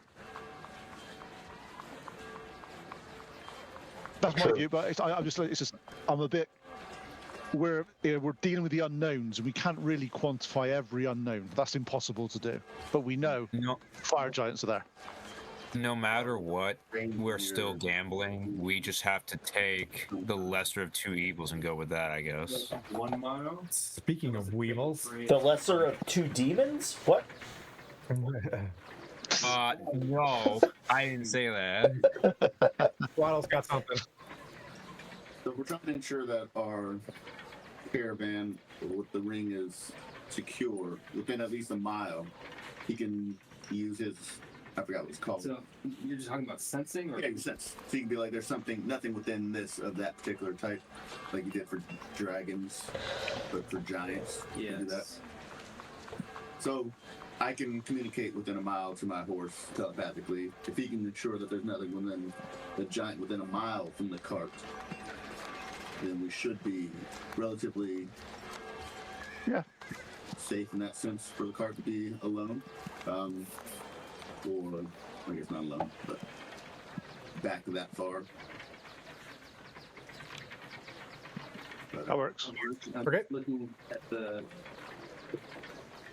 I'm looking at it right now. So the overall plan, if that works, is to drag him, basically have him stay behind just a little bit. Yep, so Okay. a mile is the cutoff for that telepathic link between me and the fine steed. Okay. His range of that set is a mile, so that would be that within that range. Okay. And that'll be the Train sports here, though, right? between here and Dover. I'm not particularly sure. I would say there's streets and stuff, but I don't know along that trail. What would you call this terrain? So it's not forest but the Moonwood is near it, just to the north, but this is mountainous. No. Hilly, mountainous, I guess would be Foothills. the terrain. Foothills and mountains. Yeah, foothills. Yeah. All right. Well, I have forest and mountain are my favorite terrains. So it's just a mile. So, or does it not work outside of this? No, it works up to 6 miles if you're in favorite Okay, terrain. well, we I only don't need know if I a can. mile. Yeah. That's the limit of I can speak telepathically anyway. So, Okay. But we don't need that right now. That sounds like a plan. Are we going? Will we be leaving first thing tomorrow morning, or now? Oh, wait. Good. It's briefly special dragons and limited space. Within 8 hours. Come on, no giants. He can't sense giants. No giants. All right. So there's keeping that line. Hang on, you're a ranger in a giant campaign, and you haven't taken giants as your favorite enemy. No, I have them. But for primeval awareness, it's not one of the creatures that I can sense. Ah. That's fine. Look. That would be metagaming. Let's see. I'm overhead looking, see if it's even clear, but Can anybody else use it without using a spell slot? talk to birds? I don't think so. Anybody else talk to birds? I can talk to snakes and other animals, but mostly snakes. That was a test. I wanted to see if the thing clean. I'm thinking that in my head, like, got that son of a bitch. All right. Yeah. I can do that with birds. Just trying to make sure that if anything nears our cart or the ring, that we're made aware, so we can try and get back to it, or something, since we can't reasonably say there's no giants in the vicinity. Okay, just let me know when you want me to wrangle this bird up. Yep, so today, hit the quartermaster, stock up, refresh any somatics or tool materials you need, so we can go ahead and be ready for first thing to depart in the morning. That's what we're gonna look at. Okay. Yep. Notable things are the job board and the what do you call it? The banquet. Probably kind of a somber thing. You know what I mean? Like they're going in there. It does get pretty rowdy, and they start like having a pretty hefty drink up. You can tell the Lady Hawklight's gonna let them do it once. You know what I mean? Like tonight, and then they got to get back to work tomorrow. Tim? What's up? Considerate Ship just donated $30 to 988. Thank you, and that reaches our first $500 that we have We raised did, dude. for. Congratulations, man. That's super awesome. Thank Thank you you. very, very much. That goes a really long way. I appreciate it. Consider it shipped. Create an NPC name that's yourself, and we'll launch you into this campaign. That is really awesome. I did want to ask about the It's board. appropriate, an appropriate name. That's- we already have enough Ding Dong Johnsons. Yeah. I did want to ask about the board and go ahead and check out the job postings and especially like the Weevil thing. Okay. Yep. You check the thing. The Weevil last known location, potential like Xanathal's keep you see there, and it's like 5,000 gold pieces. Please return to, return dead or alive to Waterdeep. You're continuing looking at the job board. Yeah, I'll be like, that Dave, that son of a bitch, up to 500. No, I'm kidding. No, I'm kidding. I don't know him. You see, written. You see like a birch bark. These like really tall birch in the Moonwood, right? Is just to the north. A lot of elves live there, but in this birch bark, you see missing, princess Helene Melian, princess of the Wood Elves, missing. You see another. Let's see. Yeah, and more information about the Felbar Brigade being delayed and heading to Loudwater, Stone Giants. It's just like written there, and that's kind of farther south. So you know the Felbar Brigade was heading north, but instead of coming up through the Arnok, they're heading to Felbar, and that's just a bit of like lore, like what's going on in the world. The dwarves that were coming here that would have been super awesome to have in the area, they're now moving towards Waterdeep to go around so that they can survive. They just fought a whole dang, battle and well dragons. All right. Then, through your passive perception, if you are paying attention, Yes. you see your snake rears up, looks at you like eye to eye, and just passes a message that I will pass off to you during break, or you can eavesdrop. I like these little things. You know what I mean? Like, Absolutely. yeah, you can, if you'd like to, Yes. drop some eaves. Do it. You're gonna drop eaves? I'm gonna do it. Okay. So this is gonna be interesting. So like, you're gonna cast Speak with Animals? Oh, why did I just say that out loud? That would be the way to do it. I should have made you guess that. I'm sorry. I'm a terrible DM, as I just told you how to do it. Yeah. Well, my bad. Stupid DM. So as I cast Speak with Animals, I'm going to remain as nonchalant as possible. Okay. No shit Okay. whatsoever. Roll a stealth check, and then roll a quick. What's your passive perception against his passive perception? 15. Okay. Your poor dice. This is gonna be an 8. I'm guessing you have Tim Hahn dice, man. I'll be like, I got this. A 2. 19. Oh. Okay. Yeah. So as you're looking around to select since this is pretty good, you notice that there is legit, as you're doing this, there's hawk's nests around where they use hawks to go grab stuff to actually feed the hippogriffs. The hawks will go out, grab like a small fox or a hare or something like that, and it feeds. So you're doing these things. You're able to, while you're watching these hawks, falcons, I don't know, I'm just going down a falcon thing. It's Faerun's, only Fandolins.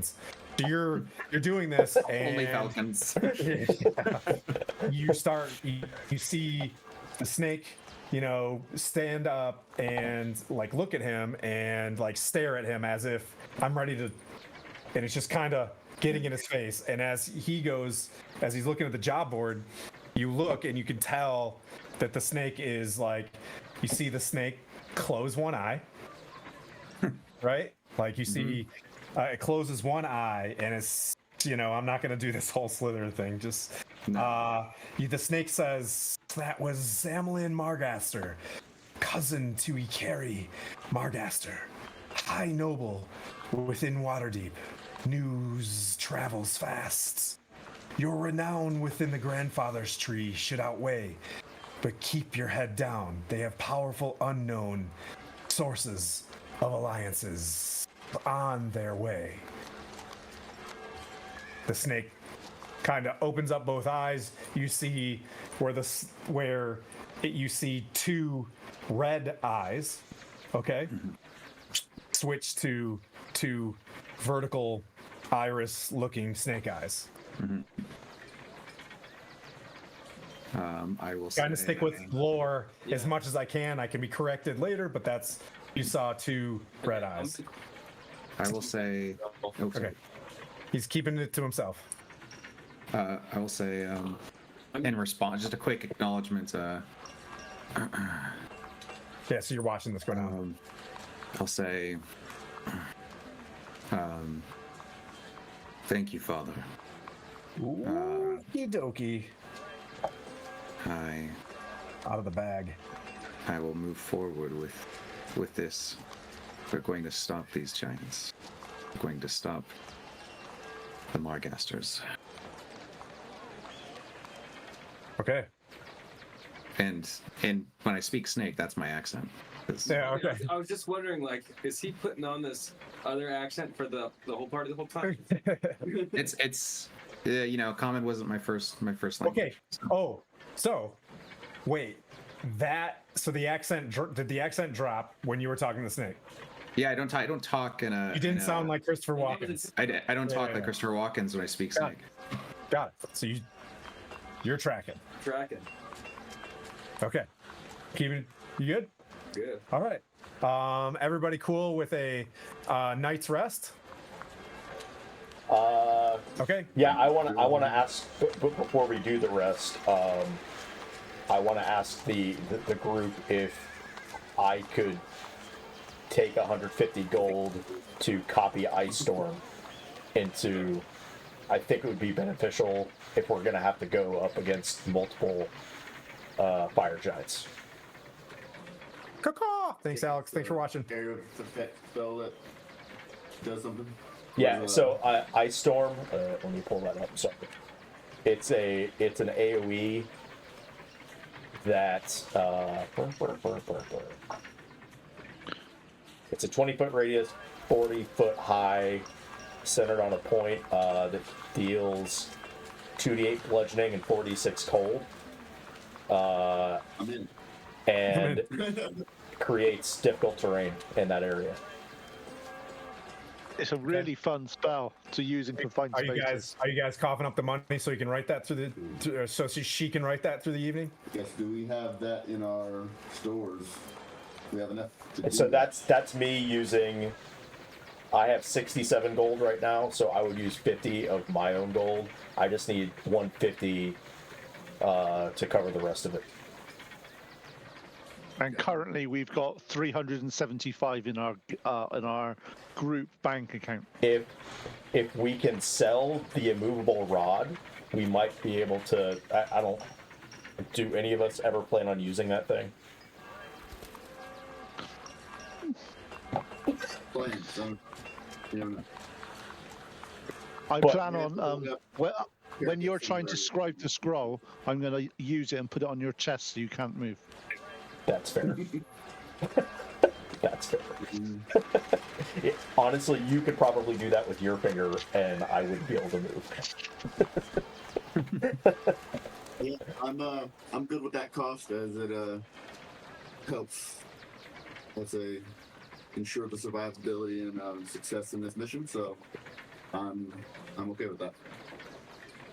And I'm only asking just so I can get it in my spellbook right now and prepare it for tomorrow. Yes, sounds like a good idea. Okay. Just for the sake of our time in this and getting into some fun stuff. You guys wake up in the morning. You handle the spell.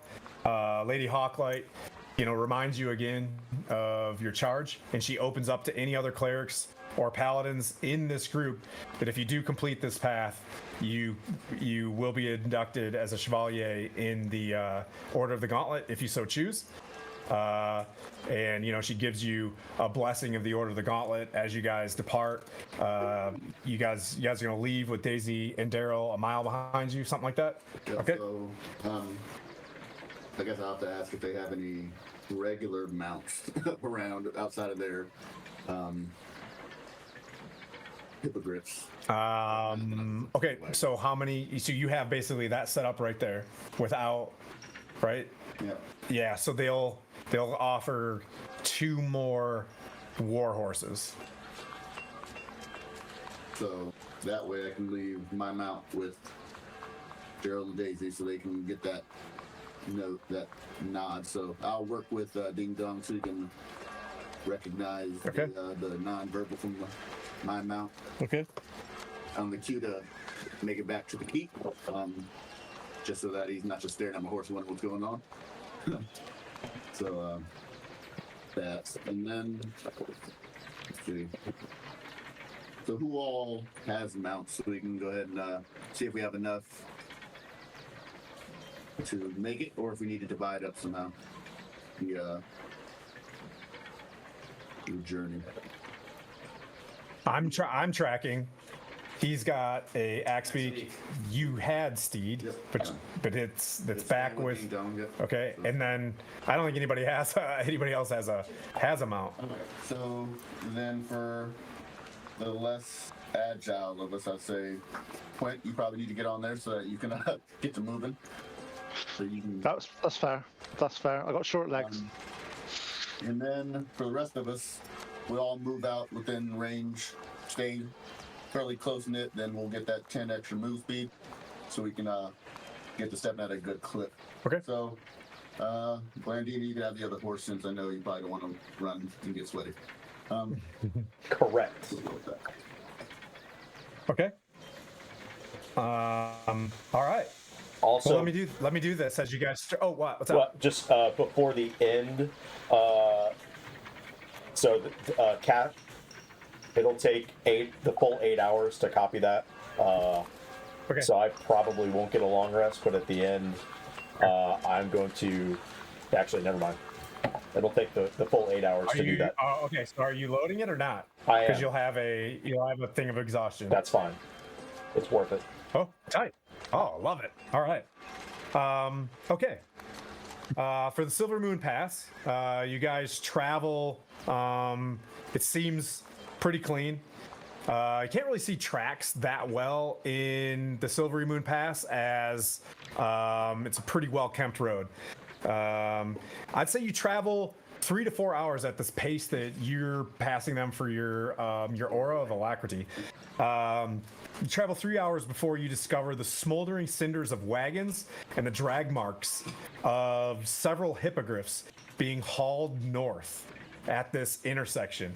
Bodies of knights lay burnt and battered that died valiantly. You take the time during a short rest that I'm giving you guys right now to bury them, to give them their honors as you would. And this is going to go into, this is the cutscene before the break. You could tell where they fought and died, and it gives you a little bit of poise based on what you heard in the Longhouse of Tyr, what you heard in some of the where they were giving their last you googlies. I can't be serious ever. Anyways, but to you, you're like, man, we come a long way to to do this. These folks gave their lives for those civilians to leave. And you can tell where they fell. You see where the hippogriffs had fallen, and a couple have been dragged off. As you're sitting there, you hear thunderous cracks in the echo to the north, and you just know deep down that this is something violent that's occurring. You hear loud, thunderous snaps echoing to the north, and you can see where the mountain heads to the north, and you can see the spine of the world in the distance, like the Hindu Kush in the background, where the snow-peaked mountains of that's where it gets pretty rough. You guys make this turn to the north. All right, you wait a little while, and you see Ding Dong Johnson coming up, and then you see him, and then you guys move to the north. As you turn to the north, where you would expect the marvelous gates of Felbar, which are I think it's called the Anvil and the Hammer, these two large openings to Felbar. Boulders and the remains of snapped trees formed what looked like a perfectly controlled avalanche. Cover the remains of the awe-inspiring but now mangled dwarven facade. The great hammer... Oh, there, I wrote it. I should have just trusted myself. The great hammer and anvil of the Citadel Felbar are now closed and collapsed within. A fire giant holds stoic supervision... What's up? Someone? Nope. Oh, that's just static. A fire giant holds stoic supervision of a wild, flaming, fire-spitting hulk of a giant, hammering at the rubble. Two chains are in the hand of this giant, holding the hounds from hell. One hound jerks its head as the other's ears fly back in early warning, as the giant holding the chains with one hand lifts a dark rod pointing directly in your guys' direction. And you hear a very guttural, if anybody speaks giant here, you do? Yep. They've brought them to me as you've stated, as he looks off into a corner that you can't see. You're roughly about 300 and boop, boop, boop, boop, the length of the same table you guys always fight on, away. This way. Blame the programmers. As the giant heads turns towards you, and you all roll initiative that you'll hold at the beginning of the break. We'll come back. Let's say we'll say 10 past, so we can get a good hour and 50 minutes of live action as you hear in the distance. And you look up and you're like, oh no, it's rocks. It's raining rocks. We'll see you guys all soon. We'll get to do some combat.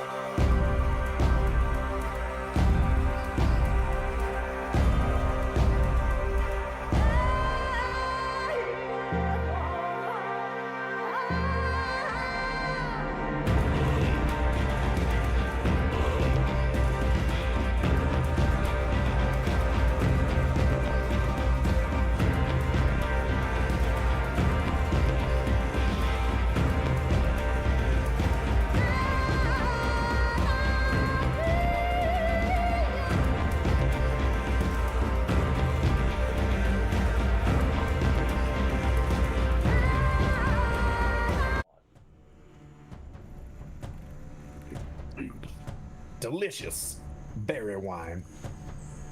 Sweet berry wine. Okay, we're back in initiative order. We're preparing for it. Anybody get 25 to 20? 21. I got 21 as well. Who's got higher deck? Sonya? Probably. I'm just gonna assume that one. All right. That's safe. That's amazing. You just look slow, Blandy. I mean, I do have a high dexterity, but probably not as high as Sonya. I'd hope not. Sonya moves in slow motion for our benefit. Right. Yeah. All right. 20 to 15. Yep. I got 18. My God. So who's got? -1 by dex. I think he's got I got minus one minus- too. I got -1 as well. All right. Roll off. 8. 9. Oh, well, it'd be at 8, so 9. Sure, we'll leave it at 9. I was gonna say, Quint has short legs. He loses. Yeah, we got him forward. He's got really long kneecaps. What does that even mean? All right. 15 to 10. 50, oh, geez. Oh, wow. We got to drop. 15 to 10. 15 to 10. All right. Put some more baddies in there.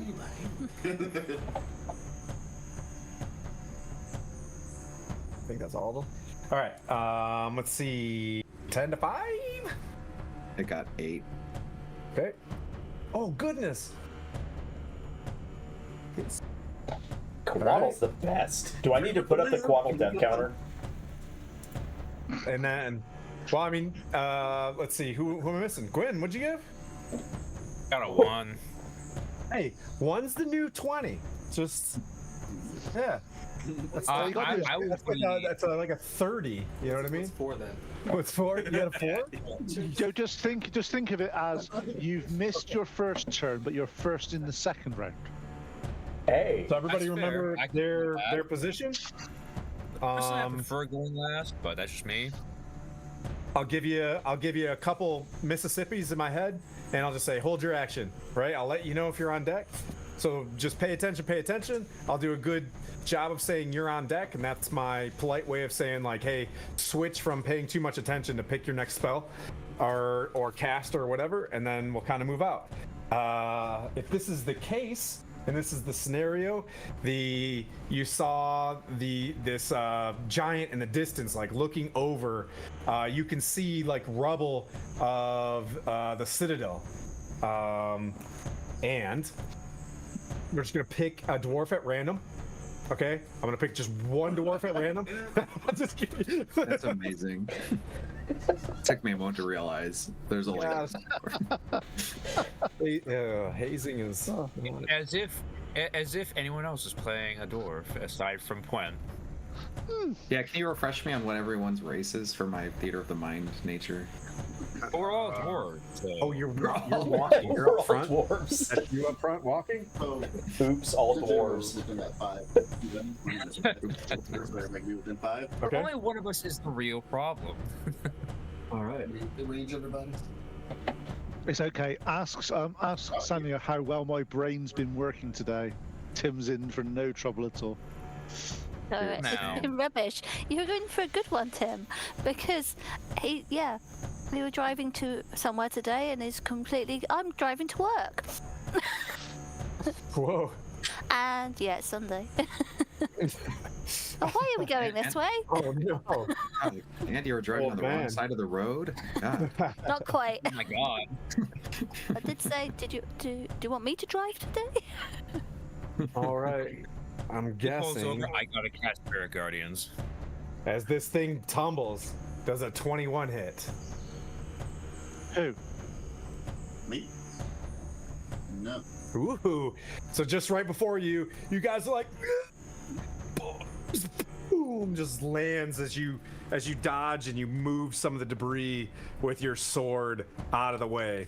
The rock, it's just the heat from it, just is a telling sign. We got fire giant people. It's real hot. Hang on one sec. This is pretty stupid. Fire rocks! you hear howling in the distance and like a guttural roar. And then it's Sonia's turn. You can see before you. I'll try to adjust this camera here. You can adjust it to show kind of the gates. I'll move this back just a tad. How far away are we? How far away are we from the giant? 140 feet exactly. Just kidding. Oh, okay. It's 160 feet away from you guys. And we got the extra 10 feet of movement. Nice. If Do we still have that? Everybody that starts within 5 foot of me gets that extra 10, and then it'll go off from there until you're back within 5 feet. Got his nice right there. Everybody start within the 5 of me so we can get it. Thanks for zooming out. So it's in there. You and your FB and him on the horse. Ding dong Johnson. Ding dong Johnson.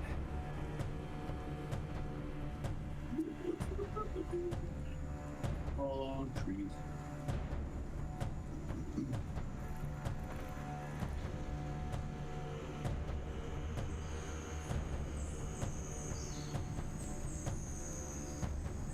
Oh, hello.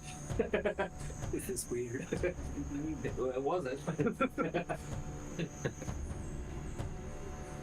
All right. Sonia, what's your move? What's your play? Things happened, just so you know. Things. Yeah, things happened with a higher initiative.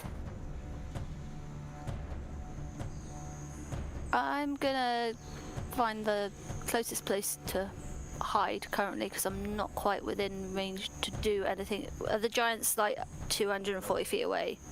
You can see roughly 120 feet in front of you is like a wall, like the entrance to the citadel itself. And you can see some heads on the top of it. If you know, you see like large humanoids on the top of it, with horns.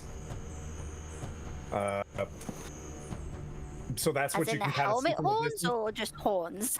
Just, could be a helmet, but you see horns kind of just like, moving around a bit. I'll try to adjust cameras to kind of see something, but I'm just theater of the mind until you guys are either up close there or it comes to you. So what you see on the map is there, so you can jump into the trees, easy peasy. I think there's a bush next to you.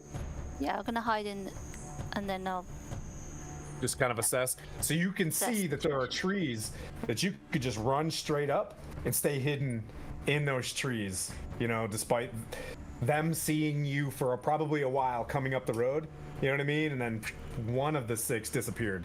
They can probably infer. But I'm hiding a roll. okay. So that's 25. Yeepers. Okay. She wrote herself out of the campaign. Yeah. So she's no longer. Hop in Sonia every is now no and then. longer. Yeah. We'll just turn your camera off. Okay. So, do you want to do anything else? For now, no. Okay. Blandina. That tree in the middle, up close. I'm gonna take advantage of the extra 10 feet of movement and. Okay. You were mounted on a horse Oh, I was. already. Yeah. Oh. Yeah, You can. you got one of the horses. So you went. His was already on the horse, and then we had a quad on his axe beak. So those are the individuals mounted. You're on a war horse. Enhance. I'm going to do a flying dismount, running dismount, and let the horse go back with the cart. And I'm still going to go to that tree and stack up behind it. Mage armor. Okay, nice. Okay. That's 3? Wait. Mage armor. 15. I'm at 5. 15. Yeah. Yeah, okay. Sure. Anyways, move on. All right. Damn you, banquet of beers. Let's see. Okay, here's a fun part. That's Juanita, that's your turn? Yeah, and I'm hiding behind that as best as I can. As much cover as possible. I am going to hold this thing. Into the tree. I think I'm gonna hold this thing. Can it do it? How far? Oh, wait, here we go. So we're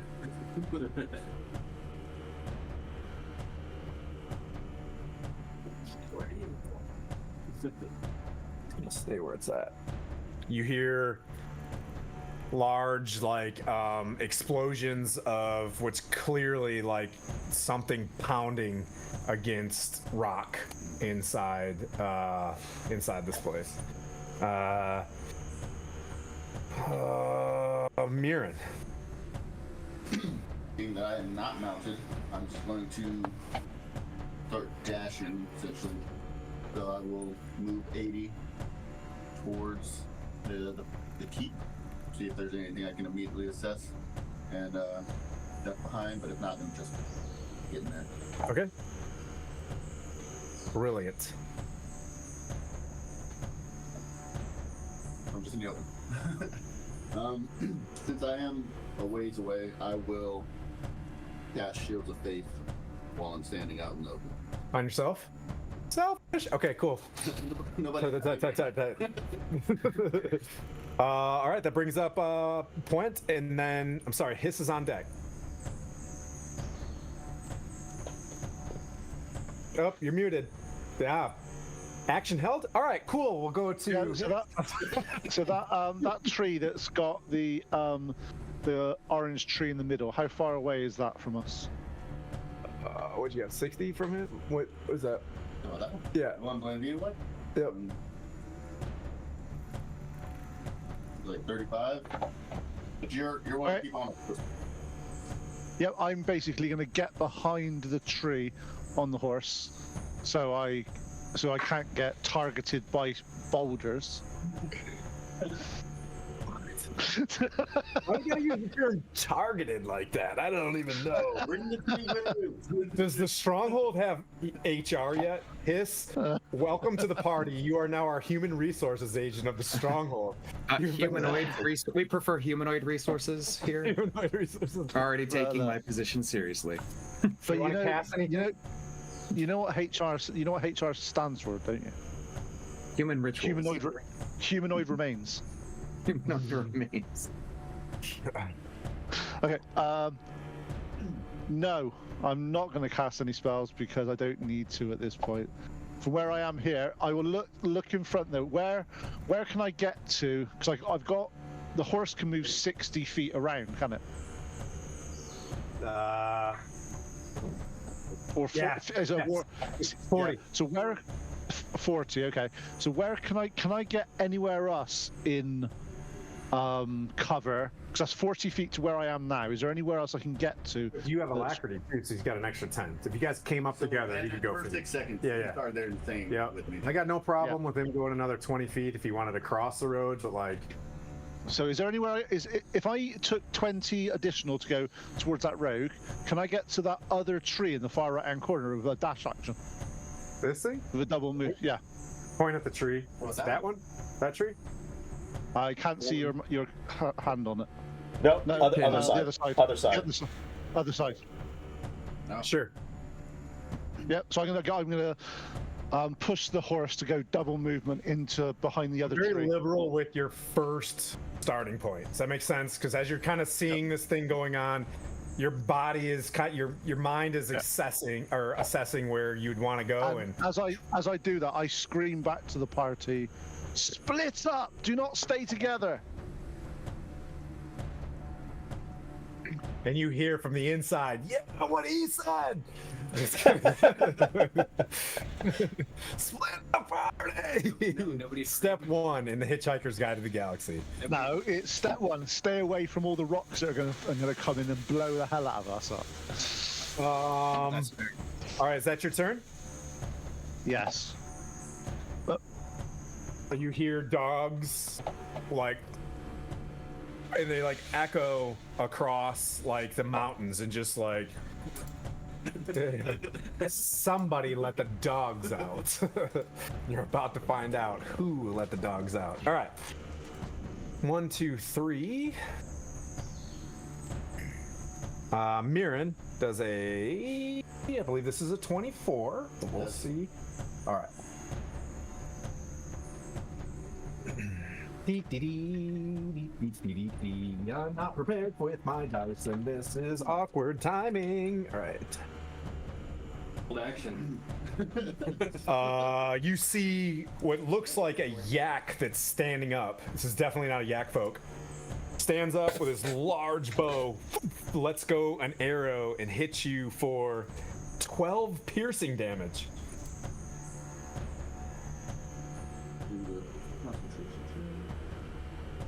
I hate the longbow. Okay.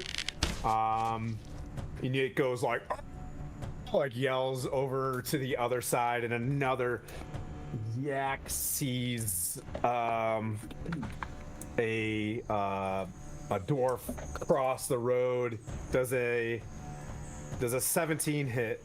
No, it doesn't. No. Okay. No, it doesn't. And then a third arrow gets launched and misses Mirren as one gets cocky from the first hit. You've got like an arrow just stuck straight in your brand new plate, right? It's just right in the seam of your pauldron, but not like down to the baldron. So like you're good there. Let's see. Oof. All right, that brings up Hiss and Quaddle's on deck. Followed by Gwen. So I'm looking at the camera. I'm not seeing enemies, but You enemies... see where the arrows flew. This is kind of theater of the mindish as we're developing. You know what I mean? Where the scene is. Right. You see that there are 3 large, humanoidish creatures. Because they're standing on 2 legs, are on like walls, shooting at you guys. All right. Roughly what? I'd say about 140 away. Yeah. All right. I will move my mount in front of Mirren. Getting in front of me? I'm getting in front of you to turn my horse to the side. Oh. And getting off next to you. Oh, you're giving him cover? So he's got half cover? Giving us both cover using the length of the horse. Because I can heal the horse, that horse cannot heal me. If it does, though, let me know. Let's see. How far does that put me from the furthest ally and the furthest visible enemy? I kind of need to know, like, the vectors. 60, let's say 80 and 80. 80 and 80, okay. Yep. And then the closest enemy is how far? I've done this a minute. Yeah, 80. 80 and 80, yep. All right. I will cast Mirror Image on myself. Ooh. Oh, wait. I actually had another you. Oh, that's awesome. So there's a blur of multiple me's. It's actually, I think, like what, 3 extra me's are occupying the same blurry space. I painted 2 of you just in case it lost, but yeah, so there are 3 blurry U's. Nice. And I will. That's my action. I use my bonus action to give. I will look to him and say, Mirren, and say, "I'm trying to give us some cover. I can feel your aura. It's a very palpable benefit. Hope you don't mind if I tag along." And I'm going to give him bardic inspiration and say, "Feeling so inspired by you, thought I'd return the favor. Keep it up. You're sharp as a sword." So you have a D8 at this level? Oh yeah, D8 to add to. Nice. All kinds of stuff. And yeah. I'll say well met, and you're welcome for the journey. I'm essentially going up that wall right there, so if you want to come with me, feel free. Yeah, into the breach, just like we did at the tree. With the horse cover that you have, does a 23 hit? Oh, Hits. let's see. Gotta go there probably. Yeah. I don't know what the bonus for cover is, honestly, but I'm gonna say +2 for half, correct? Okay, yeah. So it does. If I got hit that right, I'm really proud of me. myself as a DM. I think you did, honestly, because I know the 3/4 is +5. I've never gotten a chance to really Cover, half cover, +2 bonus to AC. Huzzah! All right, so 3/4 is it's- +5. If an attack is being made against me, I get to roll a d20 and see if it hits them on a 6 or higher. So rolling a d20. That's a 15, so that's going to destroy a duplicate. Swoosh! A hiss zaps out as you hear like oh throw good from the inside of the whatever you guys are heading towards. I yell back in Giant, how about you make like your hairline and back the heck up? Okay. Was that a No, that's was just that me a just Pasha's mind whip or something? that's just Okay. me just talking shit to Giants and Giant. Quaddle, and then Gwen's up. Yep. On deck, I mean. Move my axe beak behind this tree. Okay. Who's already back there? You, Blandina. Okay, I don't want That's to. it right now. Alright, that's fine. I'm gonna get into a position where I can start taking Okay. pop shots, Okay. and I'm going to Aim at that dude. Okay. using my oath bow. Can you still? Do you have to know what the creature is in order to make it your favorite enemy? You need to No, know its social security. Okay. it is. One truly knows. I don't know. I don't know why I just distracted you with that. Speaks Okay. certain words. Oh, that's right. In Elven. Yeah. The bow speaks to me in Elven. It doesn't say that I have to speak Elven back. Oh, nice. Okay. You should not. It just says should. Yeah.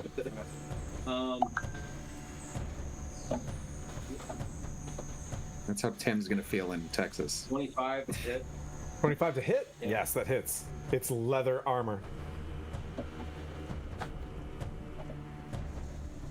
I'm being destroyed by acid reflux right now. I'm like, by armor.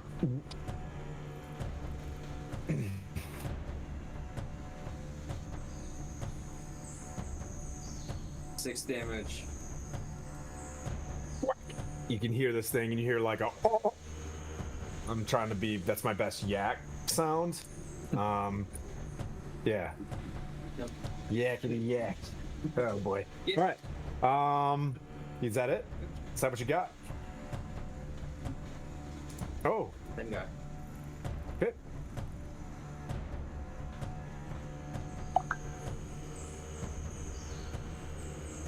$13 to hit. Hits.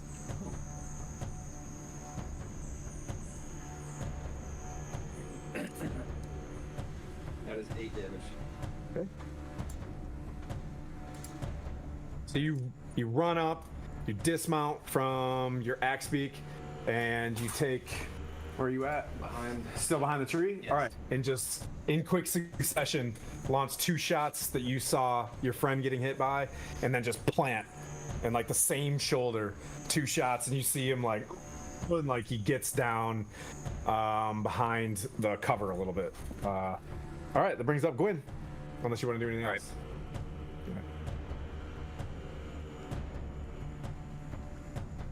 Safe to go. Yeah. All right, I was just making sure. I didn't know if they were gonna do And then anything else. Sonya's on deck. Roger. Right. I am going to use my dash action, and I'm going to charge up. Okay, he's gonna full dash and head Yep. to basically where Mirren is. Yeah. Okay. Yes, in these Forgotten Realms, a rock can only hit one person. You know what I mean? So It's interesting that there's not like splash damage rock. Yeah. They don't have lock on computing anymore these days. Yeah. I imagine it's only like this big, right? Because when you think of giants being what, 20 to 30 feet tall, you know, the rock's probably about that big. That's a dude. Yeah, dudette, you know. I picture. Right. So you I'm just picturing use your this. whole action to run up. Yep. I'm just gonna use my whole action to just get as close as I can to the wall to where these things are launching this stuff from as fast as possible, while trying not to have a PTSD moment from boulders flying at me from last time. Yeah. Oh, it's happening. Like, yeah, you can see it. You just want to hit some pretty big cover, and you see that big wall in front of you, and your mind is just like, ooh, safe.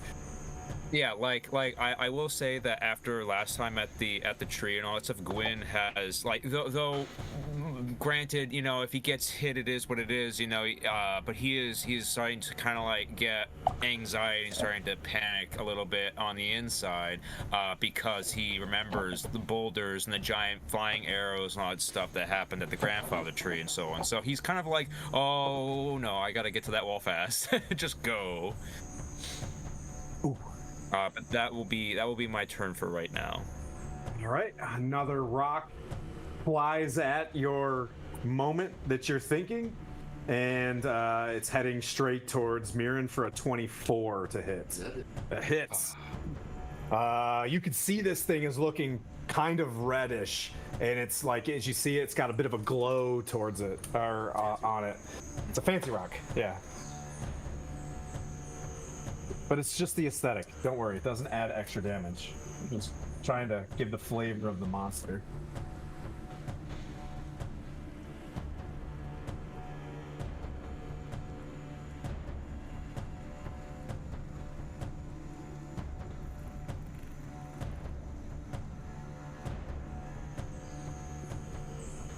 $32 bludgeoning damage. Wow. This thing hits. The horse is like, bro, as it's trying to, you know, I could target the horse, but I'm just like a benevolent DM. Yeah, covers in, right? Mm. Then it did not. Indeed. Oh, okay. And it misses you. Yep, it misses. Wait, the cover of the horse helped? Good job, horse. I gotta start targeting horses now. So here we go. So that misses. You hear something like you know, him yell like, "Remove the beast!" And give me 1 second. Don't call me a beast. As the other two things. Those things. My name is Beast. Don't hit the I horse. identify as Beast. You do realize we have a female version. We have a female version of John Wick. If you hurt an animal, you're dead. That's right. Cool. Jane. And what's scary is the idea that she is sitting somewhere in the vegetation somewhere, just like a tiger staring out somewhere, and she's just gonna pounce and get somebody. It's scary. It's a scary thought. It's like a rattlesnake in tall grass. It's scary. A rattlesnake at leaves gives you a warning. She wouldn't. Well, no, fair. I was kind of in the moment, but yeah, you know.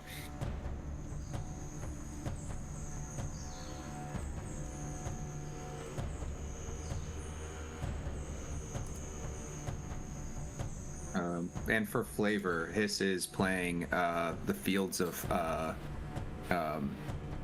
Pelennor on his lute to honor the death of Bernard Hill today. Bernard Theodore, our king, died today, but I will honor him with our charge, the right of the realm on our horses here. Make a wisdom save, Quent. Why? As you're outside of an aura. Okay. Don't worry, Plant, we got you. Wisdom save. Okay, I'm 25. 25? Yeah. Okay, well I had to try. This isn't my old character that was scared of everything. Sonya, go. And then Blandina's on deck. I'm gonna shoot at the one that's been shot before. Yep. Okay. The one I could just about see. I'm using Elven Accuracy, Okay. so I get triple advantage. Oh yeah. Are we doing triple advantage here, or we're just doing advantage? No, it's because With with Elven Accuracy, you get to re-roll the lowest of the d20s on advantage. So it basically is triple. I got it. Okay. Yeah, it does not compute. Yeah. I was like, wait. All right, go. 26 hit. The 26 hits. Even despite him taking cover and be like, aha, +2 AC. You hear the roar of the tiger now. The arrow going in your ear sounds a lot like the roar of the tiger. 24 damage. Pretty good. That's pretty good. Yep. He was standing behind this thing and you hear, like as it just sticks in its trap. It's got 2 arrows it's trying to pull out, and then another one hits the other one. But do you need to take another shot? It's still alive. Take another shot. If you want to. I don't know. You get 2 strikes, right, with the rogue? I thought. One attack? No. No, just the one. Oh. Just a Wow. I'm gonna You hide almost again. did it. You almost did it. You stinker. Do you want to move? Are you moving up the tree line? Are you staying where you're at? Gonna move up the tree line, and hide back in if I can do that. Okay. Yep. Move her up for 30, I presume. And then. Yep, and I was 26 for stealth, hiding. Okay. Yep. Same. Okay. Okay. You were 25 last time. Blendina.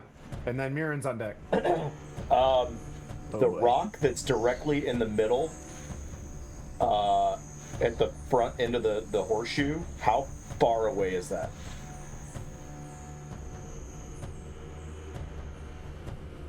That's 80 from you?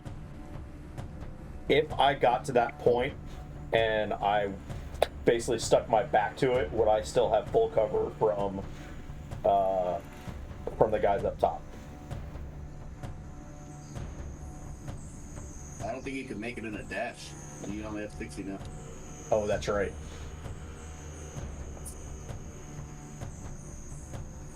Then I'm gonna run up to the fountain, Yep. right behind that pillar, and out. We're basically at that point 80 feet. You said from. I'm gonna be in the. Oh, in the water. In the water, right behind the thing, and I will cast Tasha's Mind Whip Okay. On the one that's hurt? on the one that's hurt. Yep. It needs to make an int saving throw, 16. Oh, I'm sorry. 19. Can I silvery barbs that? Yep. Good job. That's a 10. And I will give the target to who is within attack range of the teammate for the sake of the reaction interaction of giving someone advantage of giving them attack if they so choose. Is there anyone who has a ranged weapon or is within melee? No one's in melee. Just Sonya. Well, I have no choice. So It he will takes be, Blendina, finish your thing, and then Sonya will go. 9 psychic, Okay. and it only gets the choice of one thing on the next turn. So Yeah. Okay. move action, bonus action. Okay. And All right, Sonya, go. and then I'm putting my back, trying to make myself as small as possible behind that pillar. All right, I'll give you if you get behind The pillar. the fountain. Yep. Yep. I'll give you 3/4. I'll give you a +5 on that. Cool. Yep. If you just, but Yep. you have no perception. Okay. all right, Correct. Okay. I just want to make it clear if you're hiding behind that pillar. Yep. Sonya, go. Why does Coors have to be so good? Sponsor us. We're a D&D group sponsored by Coors. Now that's my goal, dude. Ding Dong Johnson. Sponsored by Ding Dong Johnson. but yeah, 26 to hit. Oh my god. That hits. Wow. She's a beast. All the way behind the wall. I get sneak. Yeah, you do. And it's sneak because. Because I give her advantage. Oh. That's right. Oh, with the silvery barbs. with the 21 damage. 21? Yeah. Okay. This thing is suffering back there. It's just arrows just keep darting out of the trees. So like, yeah. And then 2 arrows hit from. You guys have decent range. Let's see. That was Mirren, and then that was Blindina. So that's it. This is what confuses me. All right. So this is where the fun begins. All right. Oh, no. Once you guys are out there, this thing bursts out in front of the horsey and provides himself a nice 30-foot cone. Outside of this gate comes screaming, big, bright, like fiery eyes. Its mouth is just flaming with like glowing magma. Its body is bursting with creases of magma as this like raging barbarian of a storm giant, of a fire giant, not a storm giant. That would be, I'd be like, all right, I'm mean. But fire giant runs out and stands in front of, who is that? Let's see, Horsey, Hiss and Gwen, Mirren, Hiss, and Horsey need to make a dexterity save. So +3 for all of us. Yeah. +3, and then I think the cover of the horse gives a +2, not just AC but also dex saves. You can confirm if I am incorrect there, though. It is. I'm Yep. staring at it right now. Okay. 3. Still pretty good. I got a dirty 20. Okay. I got a 15. Yep, it's 13. You got 13 as well? Horse gets bad horsey. Okay.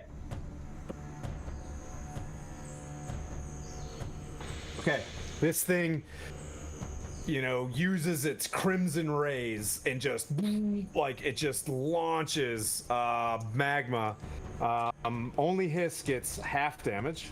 Oh god. My poor teammate.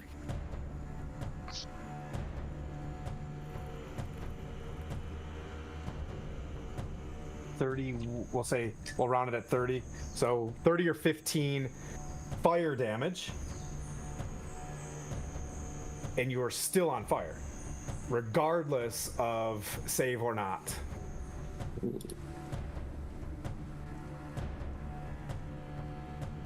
Horse, dead. No. Death saving throws or just dead? Dead. Yeah. Okay. Sorry, PETA, but yeah. I mean, I don't like real dark campaigns, but you know what I mean? It's not a real horse, everybody. It's a piece of wood. All right. Woody, no. It's better than bad. It's They good. destroyed our Woody. And that brings up beep boop beep boop beep boop beep boop Mirren. Told you I'd get you with 30 damage. One way or another. Alright, now that the brave horse that saved my life previously is now gone, I will. This thing doesn't have eyes. It's just like almost like a construct. It's just eyes are glowing. It was just like flames. Its mouth, its ear, like anything with an, like an opening, cuts, whatever, just like glowing magma. This thing's a bomb. That's me. I don't have any way of getting rid of him in that sense, so I'll do what works best. So if I have a line between me and one of the guys on the roof, the one that nobody's been targeting, so that the giant is in the line and that guy on the roof, Who's doing it? I'm gonna launch the javelin of lightning. I'm gonna speak the word glory, Nice. throw it at. It's your one shot, right? Yeah. Okay. So go ahead and see if this. Well, first off, read this. It's gone now because you have to say it. Yeah, it say leaves glory your. and it's gone. Yeah. Okay. Yeah. Yeah, But get what you I'll later. say is, for the sake of this and being cool, you're aiming it at a giant. No, So if you miss, it's still not gonna. even at a giant. Oh, I'm aiming at the guy on the roof. okay, that guy. But the giants in the line. Oh, okay. So that way. Do my lightning get to work that way too? Yeah, So each buddy. creature in the line, excluding you and the target, must make a DC 13 saving throw, taking 4d lightning damage on failed save. I'll see if I hit the guy on the roof though. Okay, So that's going to be a 24 hit for the guy on the roof. nailed it. The guy, did he fail? Is what, Dex? Yes. Ooh, 15 plus. 1 second. Ooh. Oh yeah, he's a bit, you know, this is a meathead. He got a 13. Okay, so that's going to be. So you take 16 lightning damage. Now that it reached the target and hit him, he will also take. Let's see, what was that? 16 lightning damage, and let me do my roll for 1d6 plus 4. 6 piercing damage from the javelin lightning. So that'll be my one attack with that. And then I'll follow through with the longsword smite on the giant. Okay, Um, approved. I'm gonna go ahead and I feel obligated to say something anytime someone looks at me and says it, like, yes. my Like, second level smite, so I'm gonna go ahead and seal that off. And that is not gonna hit. okay, all right. That's a miss. Are you sure? Ooh. I will. It's wearing plate mail, but it's like hanging off its side and stuff. It's what's called so damaged I'm gonna plate. roll a D8 that I have from Bardic Inspiration. All right, you're gonna need that guy. It's an IOU for a Lamborghini. And then bonus action. So I have a bonus action. The necklace Points on I deck. got from the tree. The bless for an action That kind of things I can get blessed for still, 6 or is seconds. that- Okay, so I need it for the 6 seconds. Bless. So I had a D4 to see if I really hit, because this one was really, really low. Was it a 1? No. Oh, okay. No, that would have been, I'm stopping it now. Points on deck, though.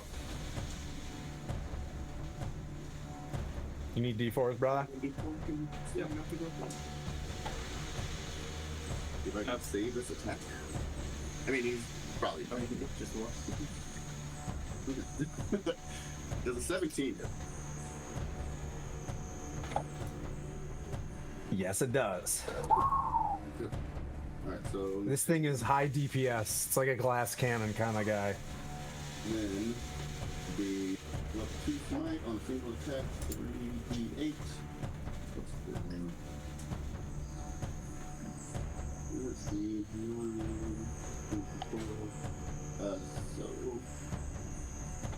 So it'll be 8 slashing and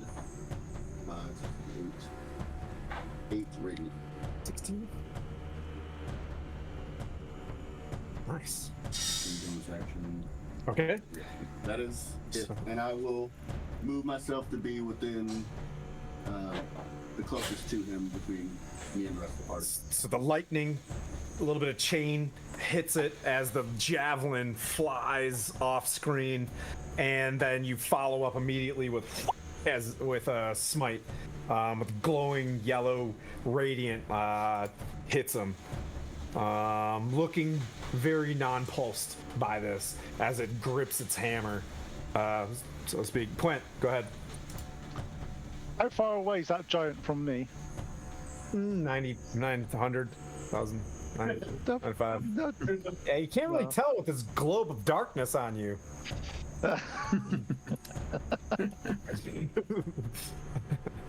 70.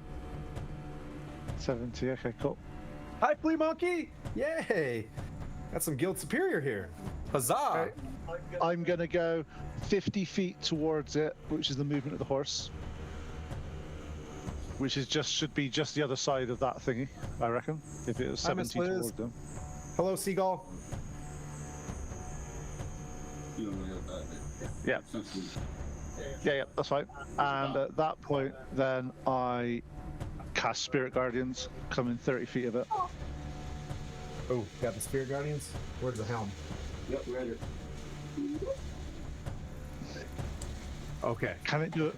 Yeah, can it do a Wisdom saving throw, please? Can it? Oh, you riding the horse in this? I love it. Oh, yeah. Are you still on horseback right now? Oh man, Yeah. the visual's killing me. Like, I love dwarves on horses. This is my favorite. All right. Let's get our DM a calendar of every Oh, month Nat is a 20 dwarf on the on a horse. wisdom. That's all right. Instead of taking 20 damage, it takes 10 radiant damage then. And I cast Spiritual Weapon on it. Okay. Can it make a... well, actually, it needs to roll, doesn't it? Does a 24 hit. It does. Okay, and it takes 10 force damage. I do not regret stacking this map the way I did right now. How much damage? 10 force damage. And at this point, at the top of my voice in Dwarvish, I scream towards the dwarfs that are in the Felbar's hold to rally them to our cause. If you don't come out now, we are not going to do this. We need all the help we can. We need to save Felbar. Okay. Got it. Message transmitted. We'll see what happens. I don't know. Maybe if you're nicer last week, we'll see. I don't know. Just kidding. But I do have some gifts for you. As you say that, out of Felbar are two large, like, fiery mastiffs. You see their skin very sleek and black with creases of magma, much like the monster in front of you, galloping out of which was the broken gate of Felbar. You know, they're going towards one point. You guys aren't in there, so you can't see the fun stuff yet. Those are the points, little gifts. Are they running towards me? Are they running towards me? They're running in it. Yep, no worries. Their saves are fails. Cool. Good. I'm glad I got those rolls out.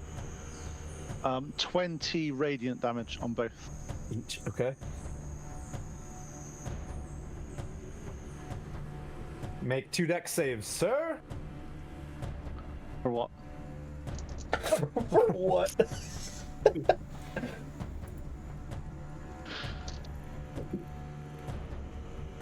Okay.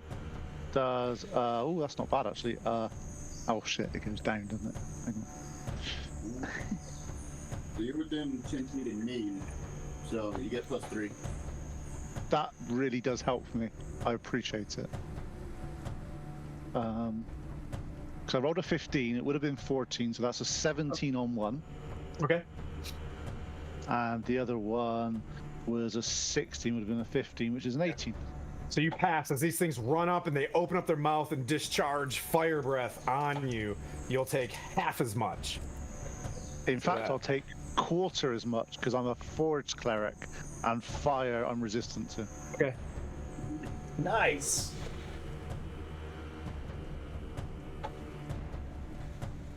We'll make it easy and say 24 as opposed to 25. So that's 24, 12. That's 6, right? Yeah, 6 times. So Is that from 1? 6 fire from 1. Okay, yeah, I'm just doing. Hang on, I'm just doing a concentration check. I passed. Okay, and then 20. Boop, boop, boop, boop, quarter 5 from the other one. So total. Yep. So 5 damage to your check. And I passed. I passed that one as well. Okay. And that brings up. Oh, I have to open the yak folk, and then Hiss, you're on deck. Yak folk are gonna shoot. One of the yaks stands up with his last ditch. He's gonna aim at Hiss for a miss for sure. And the other two, one misses horribly. And who's in the center? It might Brian- destroy one of my duplicates. Would you like me to roll while you're doing that to see if it destroys a duplicate? Even if it misses. Anytime it targets me. Yep. I have to Yeah, roll you a got d20. targeted. Yep, Yep. you got targeted. And it destroys another one of my duplicates. So. Okay. So does a 17 hit hiss? Oh, it destroys. This is the second one. This is the second shot. Oh, the second one. Oh, then I have to roll again to see. And it does hit hiss. Yes. I will be taking this damage. Okay. This will be. I have so much dice now in the. 13 piercing for a longbow shot. It's like a pretty rough horse spot. Live action. Yeah, how much damage? Sorry. 13 piercing. 13 piercing. Nice. And it's your turn with Quad on deck. All right. Let me mark my health down. That hurt quite badly. That's a Oh, G. jeez. Okay. Okay. So, how many enemies are? How the camera's looking? Let me move that one up and then. Yeah. Yeah, if there's a way actually- to get it. Yeah. Yeah. You guys can always stop me and say, "Hey, man, fix the camera." I'm gonna actually just do No worries. these things, and then. Oh, crap! Oh God!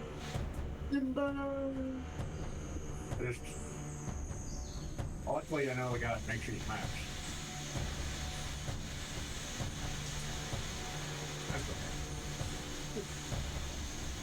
The tree. There we go. There we go. Tim, Yeah. I just had a thought. My horse is probably dead. Oh yeah. Wouldn't say it's dead. You charged it in there and it died. Yeah, no, I'm just saying this is obviously. I then, Yeah. I sort of fall. I fall to the floor then, obviously. Okay. 'Cause- You take. I don't 3 take any bludgeoning. damage. What do you mean 3? I'm not 10 foot up. Dwarf 10. It's 10 feet for a dwarf. I think it's very relative based on your height. Take your 1 bludgeoning damage. Jeez. Ow. You can't just fall off a, you know what I mean? Like a horse. But yeah, thank you. Thanks for being honest. I award you no points. All right. Hiss, what you got? What you gonna do?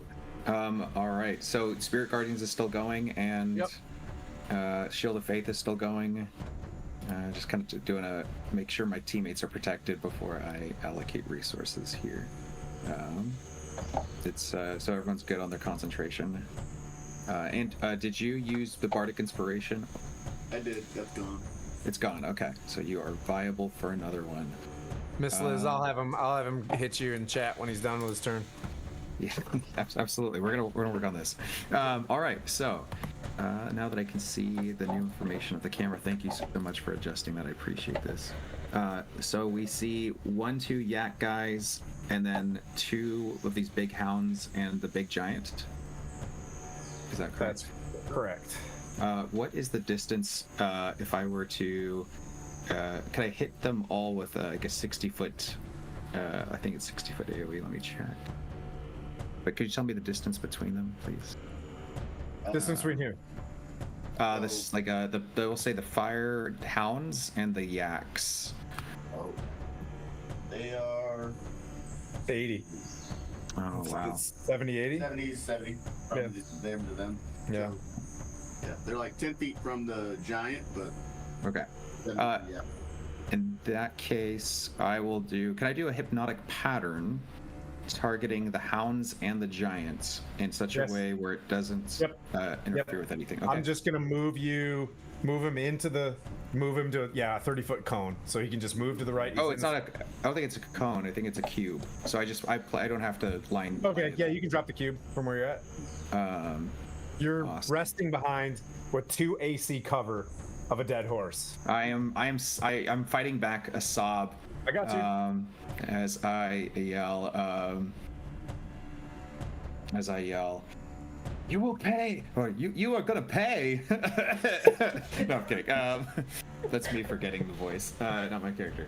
And they are going to do a hypnotic pattern to avoid being charmed. They because I'm using the DOS loot, they have disadvantage on their wisdom saving throw. So all three of them have a wisdom saving throw. Okay. And disadvantage DC 15 for each. And Okay. Just on the die, 19, 15, and 1 failed. We'll say the dog in the middle failed. Okay. That is my action. And as a bonus action, I'm going to give Bardic Inspiration to Puent. And say, make them pay with all the powerful dwarven magic you have with your ancestors tied to these very stones. And that is my turn. What was the damage? I'm sorry. I think we. Oh, it's not damage. They're just the hypnotic pattern makes them. Let's see if they fail. They are charmed. They're incapacitated and has a speed of 0.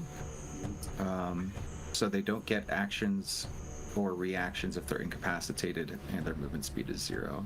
Okay. I'm sorry. I was distracted. I think we just bought a house in Texas. All right. So Nice. that's something that happens. All right. Yeah. Yep. You charmed a hellhound. I like this. We're gonna stay with this one a little bit. We're gonna play some D&D on this one. Charmed a hellhound. All right.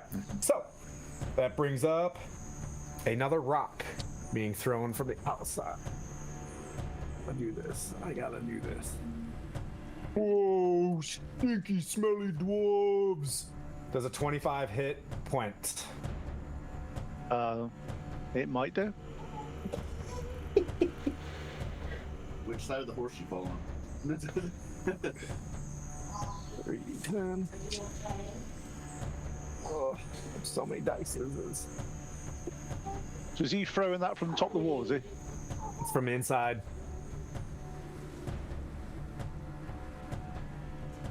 Uh, 15 bludgeoning. Cool. Okay. Hang on. Yeah, I made my concentration. Okay, and that brings up Quaddle, then Gwen.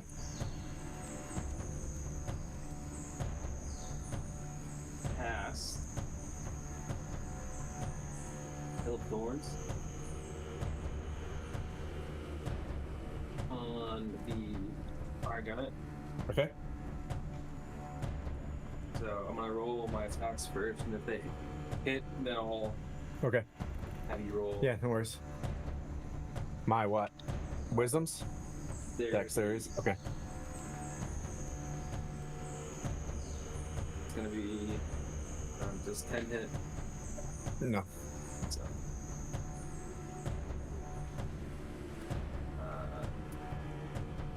16 hit. The fire giant? Yes. Yes. Sweet. Damage first.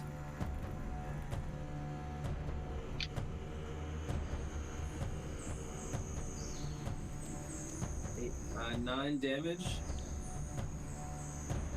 And then. And then? No more and then?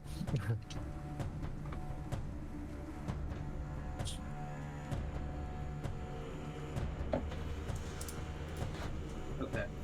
Yeah. Did you roll your dex? Well, 11. Lemon. Wait. 9. Take 3 additional damage from Hellforce. Okay. Okay.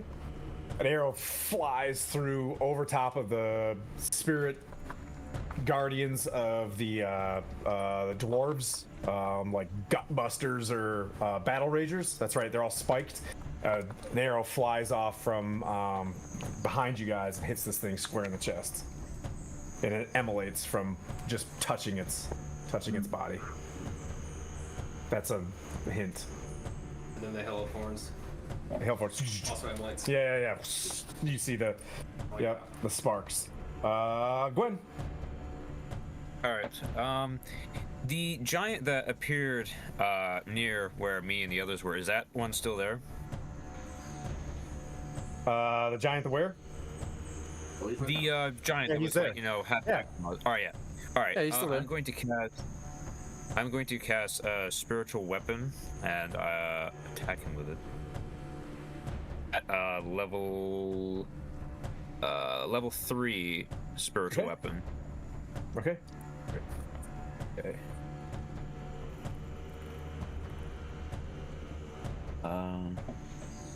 Can you remind me? Put this purple ring on the center doggy because he's charmed. Purple ring. Does 25 hit the giant? Yes. Roger.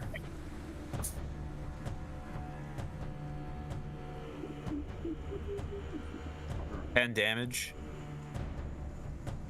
Is. Yeah, it hits it and does damage. Right. How much damage do you like to do? All of it? All of the damage. All of it. All the damage. It gives me the same energies. When's your birthday? May 23rd. What year? Every year.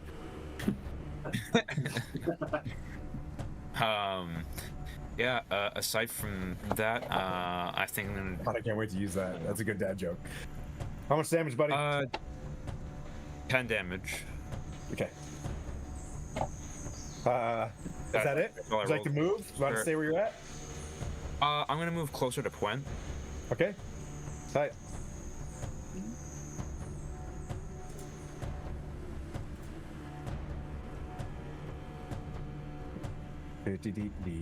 All right. And Top of the that'll round. From inside, another hot rock is going to fly out. It's got to target this giant mass of spirit guardians. It's not because I hate you, because I love you. It's hard. Sorry. Does a 27 hit, good sir? Yes, it does. Oh, wait. Oh, Okay. I'm not within range, I'm guessing. Never mind. No, you're within range. He's like 20 feet. You're right next to me. Oh, I have to be within range. Within, I think it's of the enemy as well. That's what makes. Oh yeah, he's way out. Yeah, Yep. so I can't change this. Sorry. Well, that's too bad. He planned this. He's a tactical genius. Does 26 bludgeoning damage, sir. As another rock hits you and you hear, oh, Jabba no Monk. It's Jabba the Hutt now. From the inside. Okay. 2 seconds. Uh-oh. Yep. I'm fine. Did he quit? Did I get him to quit finally? Oh. No.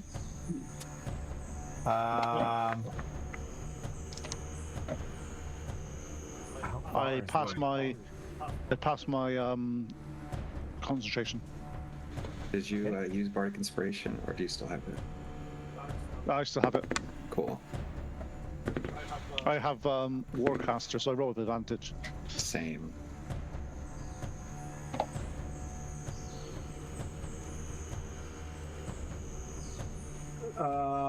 Make a make a dexterity save, please. I still got the +3, so 14. We can put this on top of Point. It says dead. The rock hits, and then all of a sudden, you are restrained by a web. I thought you said these rocks weren't special. That's maybe yeah. Anyways, yeah. What's going on with your steed in the background? How are you communicating with? Okay. You hear.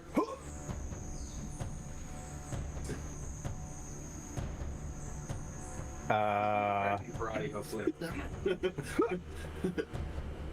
Let's see.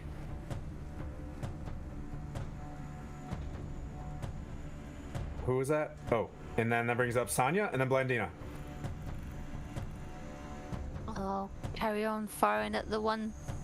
Pop out, shoot at the one I was shooting at if it's not dead. Okay. Oh yeah, the yak. Yeah. Okay. Yep. Fire away. How's everybody doing? 21 to hit. Hits. That hits.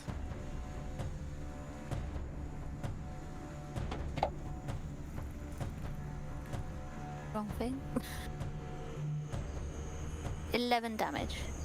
Okay. Slumps over, takes a shot in its heart and falls over, drops its bow, and it's hanging off the ledge. Anything else you'd like to do? I like to move a little bit closer, say that 20 feet, Okay. and then move up. hide again. Okay.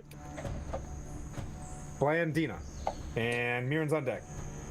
I am going to peek around the corner, and you're going to hear me say,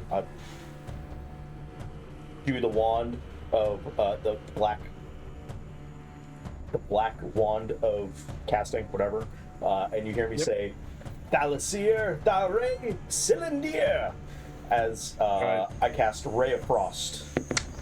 Okay. And that is a 20. Hits. Yeah. 27 to hit. Yep. You can upcast this sucker. Ray of Frost, it's a cantrip. Oh, sorry. Oh.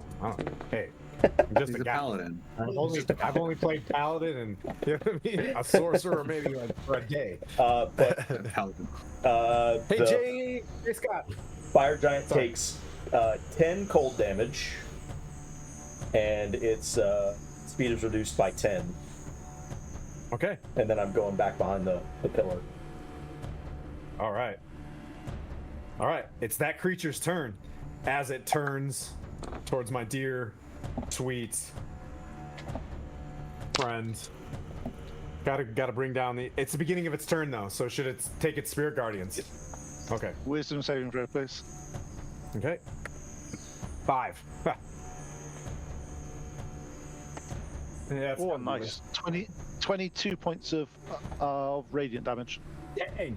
This is why I'm doing this. All right. This thing's like, spicy dwarf! You hear? And it's going to take its melee attacks, which are super fun. With its heated maul. You want to silvery barbs this? It's a nat 20. Are you inviting me to? I don't want to steal a nat 20 from a DM. I feel like as a fellow DM, I feel like you should have your It's a nat 20. You see this thing like as it hits the spirit guardians, this thing just bats him, and you can feel in the fibers of time that you're about to use your body. Anything on your spell slots, when I hear the swing break the sound barrier, I will silver barbs. And I will. I'll return time. You'll see a giant serpent kind of swirl in around the mall and try to hold it back. That's your reaction? That's my reaction. I will Hey, then good job. target Mirren. It misses. It does a 14 to hit on the next one, so that was a good job. It missed. And Mirren, if you want a reaction attack at advantage, you may. Oh, reaction attack. Nice. Okay. Go for it. Hit, and then I'm gonna. Okay, action with advantage, so then I will indeed use smite on this reaction. Yep. Right here. And a serpent will wrap around Yeah, Mirren's 19, arm right? and give him strength. 15 hits. Tim, real quick, Richie while Marvel's he's time. rolling that, did it appear that cold damage did anything extra to him, or was it just, did it just hit? No. Yeah. It did not have what are they called? Gotcha. Vulnerabilities. No vulnerabilities. That'll Gotcha. be 9 slashing. I see what you're doing. I see what you're doing. 9 slashing and 16 radiant.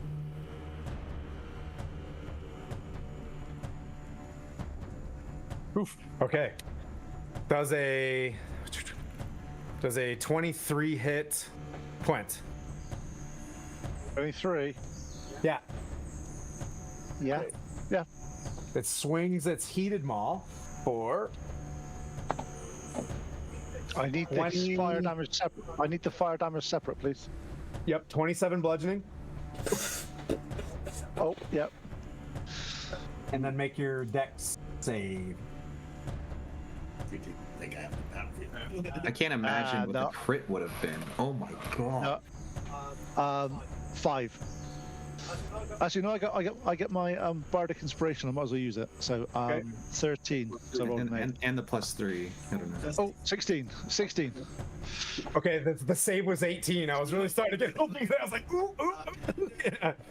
Yeah. You have that inspiration you want to use for that? Oh, I do have inspiration from the thing. As in, can I give that to Puent?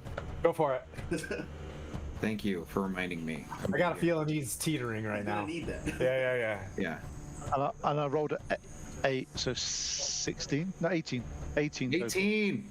So you save. And this is not on a half. So you saved him. So what was that? What was that total? Well, I have to say 27. 27. So do your save for your concentration. Yeah, passed. I'm Okay. on a lot lower hit points than I'd want to be, and it may be the lowest you can possibly get before passing out. Oh man. Okay, Mirren, go. To change all this. Oh, you see the creature as it does this try to bear down a little bit, and it doesn't start glowing. Did you get your reaction? It has back? a recharge. I did. Yeah, he does. Hey, guy, take it easy over there, huh? Hey, you. Making sure. He reminded me. I want to remind him. Boggle, Yellow card. sword, both attacks. Both. Let's see. Points on deck. Those I have. Alright, so it'll be 1 level 2, 1 level 1 smite. So that'll be used. And then let's roll. Okay. Hey, your hellhound that's charmed. It doesn't get a save, right? This is the super charm. It's I think it's if it takes damage, which will probably be at the start of its turn, it snaps out of it. I just totally blanked on the Spirit Guardian. So yep. Spiritual Guardians. So 25 to hit and 18 to hit. Hit on the gaunt. Hit. Yep, on the fire gaunt. From Bigsby's Guide to the Glory of the Giants and the many modules. Get him gone. Alright, Wizards of the Coasts of the many modules of 2023. so that's 2 hits. Oh, 2 hits. Let's see, level 2 and level 1. So that'll be 2. Let's roll the regular attack first. So normal attack would be Quentin starts swinging. 8. So that'd While be he's 15 going. slashing. Okay. And now radiant will be so 2, and then 5, 8. 13, 21, 22 radiant. Okay. And as Does it look remotely injured yet? Yeah, it does. It looks pretty injured. I will channel divinity, use my inspiring smite, which will, now that I've hit and used smite, I can give temporary hit points equal to 2d8 by much the chosen creatures. So 2d8. So it's plus, so 15. I will be selfless and give 15 temp hit points to Quinn. Oh, thank you. That's really useful. That's an awesome ability. You carried your Spirit Guardians down to 1 HP. What a booger. That is clutch. That's clutch. All right. Okay, Point, you're up, buddy. And then this is on deck. I know it's going to be no surprise to anybody here, but I'm going to heal myself. Selfish. Love it. Super Selfish. I healed myself by a reasonable amount. And my these hellhounds in front of me, how hurt do they look? Do they look reasonably hurt at all, or they just look fresh and daisy? They look reasonably hurt. Okay, I will use my.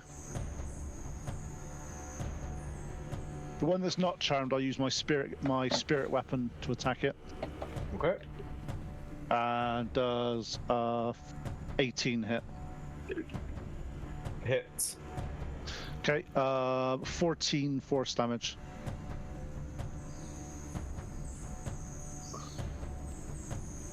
Man, when you guys individually turn on, you guys are like boogers. When you're having bad days, you're having bad days. But man, but somebody is always on in a group of 7. This is great. Sonya. That's not the case. Last week, 6 of you were all rolling crap. Okay, is that it, buddy? Yep. All right. The 2 hellhounds go. Got to make their saves. One of them got, and it's a wisdom, correct? I think one passed. Let's see. They have a wisdom. They do. Yeah, they do. One got a 13. That's a high for a wisdom save. You're muted, Clint. Do you think you're muted, buddy? Sorry, I got a DC 16 on my wisdom save, so Okay, it's they 13. both failed, but they're not charmed. Bing bang. Okay. How much spiritual damages did they get? 22 radiant damage.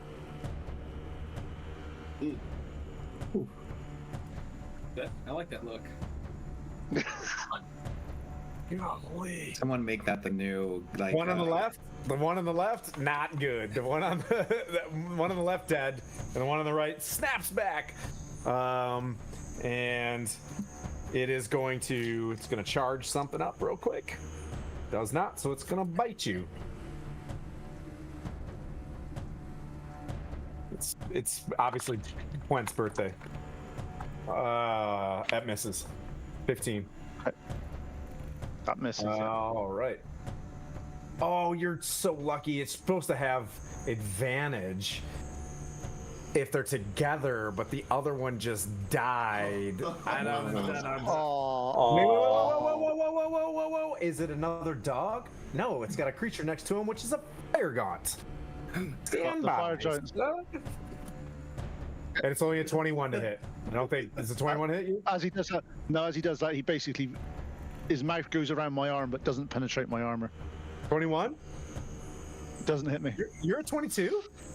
Yeah. Man. Forge cleric, baby. All right. Plus one from Forge Cleric. 2 yaks are going to continue to shoot at Hiss. All right, let's see if they hit me. or The my first one's a 20 duplicates. to hit. Yeah, let me see if it's. I have one last duplicate. Let's see. With one. Okay, that one will hit me. So yeah, I will be taking this damage. All right. How many yaks are there? That 2 we could- more that you know. One's down on the ground. If you can see him, you can see him inside. If you see his little body, he's inside the door. Oh, barely. Yeah. That's not that good. Okay. It's 11, 12, 13 piercing on the first one. God. Okay. And the second one was a 22. The second was a 22 to hit. All right, let's see if it's me or. God dang. It's hit. The odds right now are 50-50, and they're not in my favor. I'm taking this one as well, and I might be going down. I don't think so. I think you got lucky. 9 damage. Let me quickly look at my health. I'm on point levels. Pretty dang close. Pretty dang close, DM. Well, it's your turn, buddy. Go for it. Heal thyself. Use more spell slots. Get rid of your silvery barbs. Right. So that giant is still there, standing, still there, still going. Yeah. I've only used a third of what I was thinking about throwing against you guys, so I'm having a great time knowing that I'm not outmatched by you guys. It's My it's DM working. experience was just raw encounter. Yep. All right. Mirror image again. Although you guys did hear. Oop. So, whoopsie poopsie. I am going to re-up my mirror image. He's a mile back there. Let's see, it's a second level spell slot. It's just not saying. He's just not saying Well, anything. then I think it's the How many? as it is. How much HP does old Ding Dong Johnson have? 5. I was not gonna say 5 too. That's so hilarious. Isn't Ding Dong Johnson a retired level 20 adventurer though that just wanted an easy life? Maybe he's the big bad egg guy. Let's see. And then Qual, you're on deck. Sorry. just marking off. How are we doing on time? Perfect. Um, Everybody have fun? Increase Yes. fun? Okay. More fun? Less fun? Okay. so I can't cast 2 leveled spells in the same turn. Someone just keep this charmed fantasy guy quiet in chat. Dude's just spamming. I'm just playing. Getting in Ban. his I head. am and bring hype. Chaff. Confuse him. So if I cast Mirror Image, I can't cast Healing Word, correct? That's correct. Okay. So then I will just keep doing the Bardic Inspiration thing. You're not healing yourself? The amount I could heal no. myself with, I don't think is enough to mitigate the damage. So I'd rather try to mitigate the odds of being hit. Man, if I could give you another inspiration for that, I would, but... Don't worry about it. You keep it, but not for yourself. Yeah, I just... All right. Wanna Bardic be a good Inspiration. bro. Bardic Inspiration is going to, honestly, Steed Sonya to keep landing those epic shots. So Okay, I will tell her, Sonya, blood. Do the thing. Blood. And I will, I'll just lean heavily on my dead horse. What do they say about beating you, old buddy? And that's it.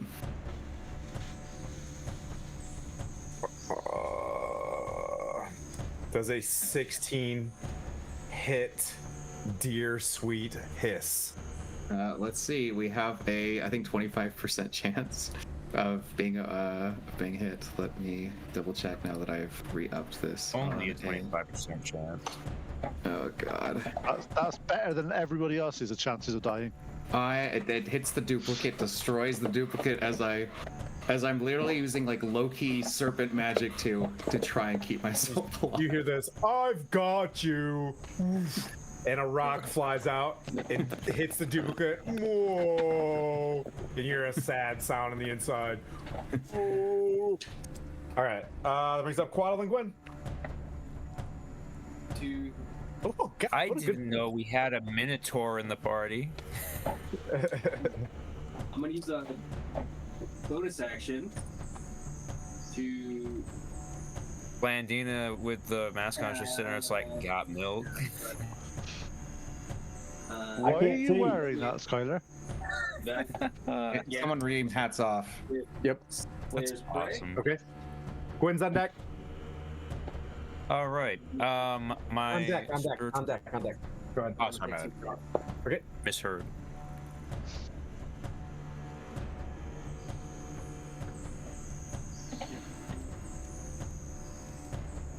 I don't know why I did that because the mic's here. I don't know. I'm like on deck. Wait, on deck.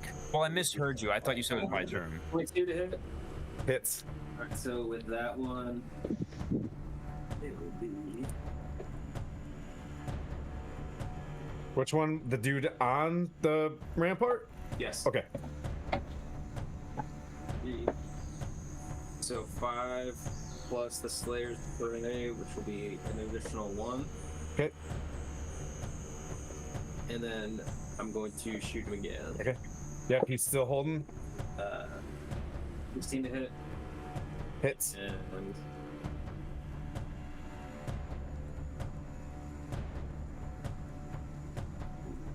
three. Another 3 piercing. Okay. And All right. 2 shots in succession. Fly over the wall. Hit that yak. You hear him like. That brings up Gwen. Right. Is the fire giant that was near us, is that still standing? Or is it barely standing? He's still standing. Yep. Yeah. I'm not funny. But... Ooh, then top of the round. Ooh, what am I gonna do with this? Does a 17 hit?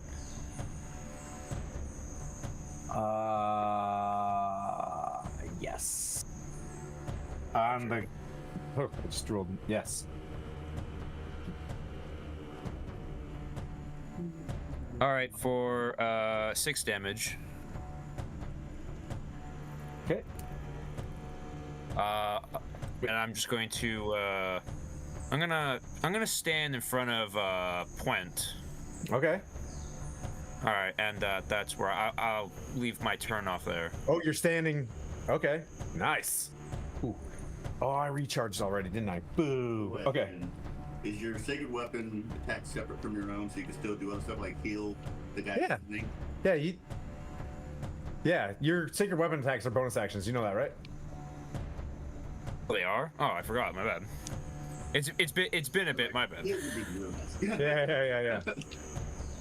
Well, the thing is, I don't play clerics very often, so I forget that sometimes they can do that. Okay.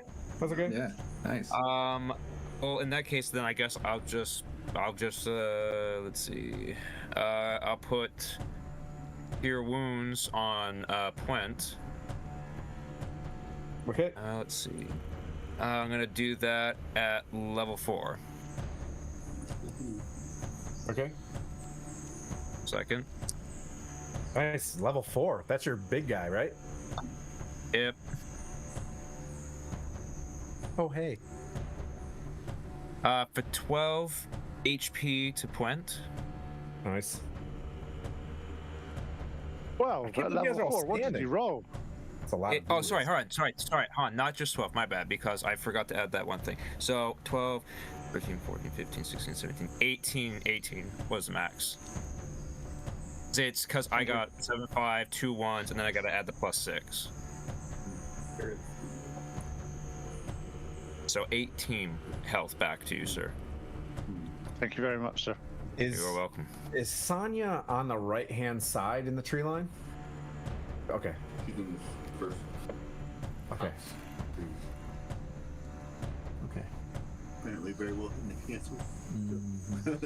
Depends on what the perception is of the dude. Ah, I can't do it. Damn it, I want to do this. I would make myself vulnerable. Is that it, Gwen? Yes, that is it. My bad. But I will do this. Ooh, let's see. Well, I'm just gonna roll a perception check on the inside. What's your stealth, Sonya? I believe it was over 20 when I rolled it when I hit. It was 25, 22, wasn't it? 25. 25 hits. 26 on, it's 26 on the second time. Yeah, but I've hidden for a third time and it was around about 24. Okay. Oh, okay. Pretty low Yeah, really low. for you. And that's going to be nobody. We'll hold this one. Bummer. Okay. All right. Dear sweet. Since Gwen stood in the front bravely, I will. A rock just flies really far, like out in the middle of nowhere, and misses like a champ. Sonya, it's your turn. Well, That was the warning shot. one inch. It was a warning shot, just like. Yeah, bummer. Just step out of the trees and shoot at the fire Big guy. giant, Gaunt, Yep. whatever he is. Yep. With triple augmented. Guess what I rolled? Nice. Not Nice. 20. Nice. Oh. Don't even use it. Don't even use it. This thing is on its last 5 hit points as it was. Yeah, if you want to roll your damage, go for it. But like, how do you want to do it? How do you want to kill this thing? I want to shoot basically the arrow straight between the eyes. Okay, yep. You see its glowing eyes, then, and then you see it just like its construct breaks apart, and it just melts into its magma. And then I need everybody to do a deck save around. I'm just playing. As it explodes. No. But the gaunt, falls apart and kind of crumbles. Like one arm falls apart. Like it feels like it was a construct of some sort. I'm sorry, Big B. I don't remember what this was. Anything else you'd like to do? I like to hide again. All right, roll it. With a 26 stealth. Okay. You are stealth. Fantastic, Sonya. Sweet. Excellent. All right, Blandina, you're up with Mirren on deck. Oh, now that I can see again, that cowhead is not fun. Okay, so Giant is dead. That's right. We still have a dog in front of us. Yeah. Yes. There's one dog in front of you. And then one dog. Actually, you know what? I'm gonna launch it and see what happens. Let's do it. Ice Storm.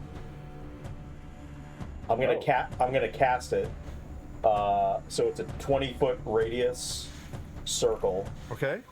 I'm gonna cast it in the middle of the fortress, so that it catches the yak, and then anything else. Inside. So it's gonna be centered. It's within 20 feet of that. Yeah. So 20 feet on the other side of it. Yep. Okay. So 20 feet on the other side of it. Perfect. So it gets the yak, and then anything within 40 feet of the yak. Yes. Dude, yes. Do this. This is awesome. I hope I don't. There's no dwarves. I hope I don't kill a bunch of dwarves. Actually, I don't know What's that. the save on that? Is that a dex? Dex. 16.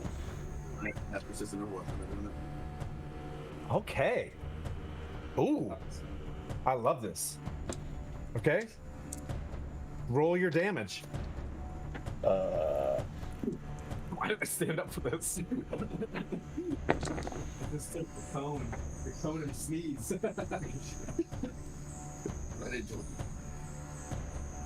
So it's going to be 11 bludgeoning.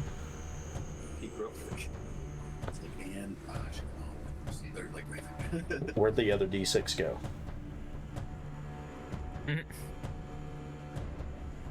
Okay, I'll just roll another one. 8 and 5 is 13. And then 13 cold damage on a failed save. Half of that on a passed.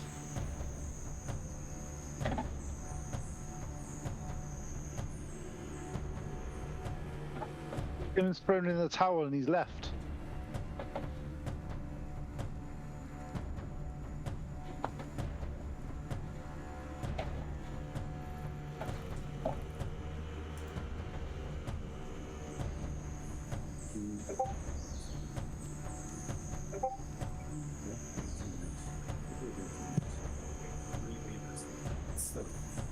What do you do? What's the damage? 11 bludgeoning. What's the damage, sir? 11 bludgeoning, 13 cold. 24. Okay. On the middle guy. Okay. 24. Ooh. In your ears, Blandina, you see in a window to the left, to the right of where the yak is, you see a purplish, black-skinned, like a very dark-skinned woman, completely naked, with like white hair, look at you and just say, "How dare you?"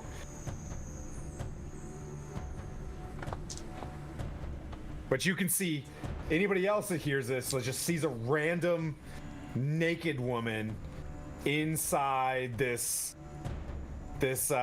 window. So she says that directly at me. PG-13. I'm only saying naked. It could be, you know what I mean? Like She says that directly at me. Barbie naked. I look back, I'm like, how dare you? And I go back behind my spot. Oof. Yes. Thank you for that. All right. Okay. Super tight. All right. Shifting that plot. I can be Petty Betty. I can be Petty Betty. Yeah. Mirren, go. So I'm gonna go ahead and let's see, distance-wise, he's down. 5,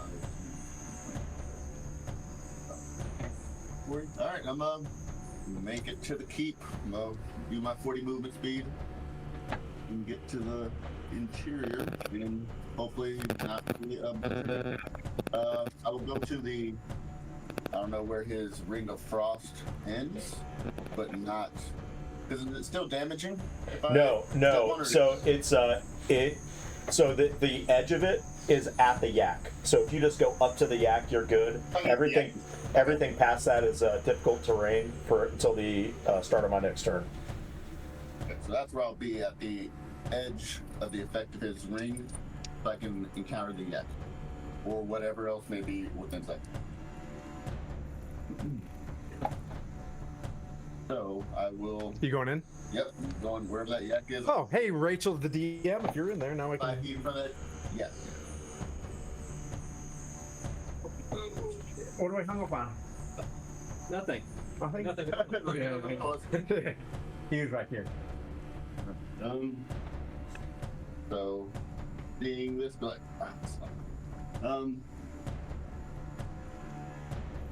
so I'll do 2 things. First, I'll be like, there's a lot more people in there, and then also, in my mind, I'm going to pop the horse and be like, we've encountered the fire giants and some other things here.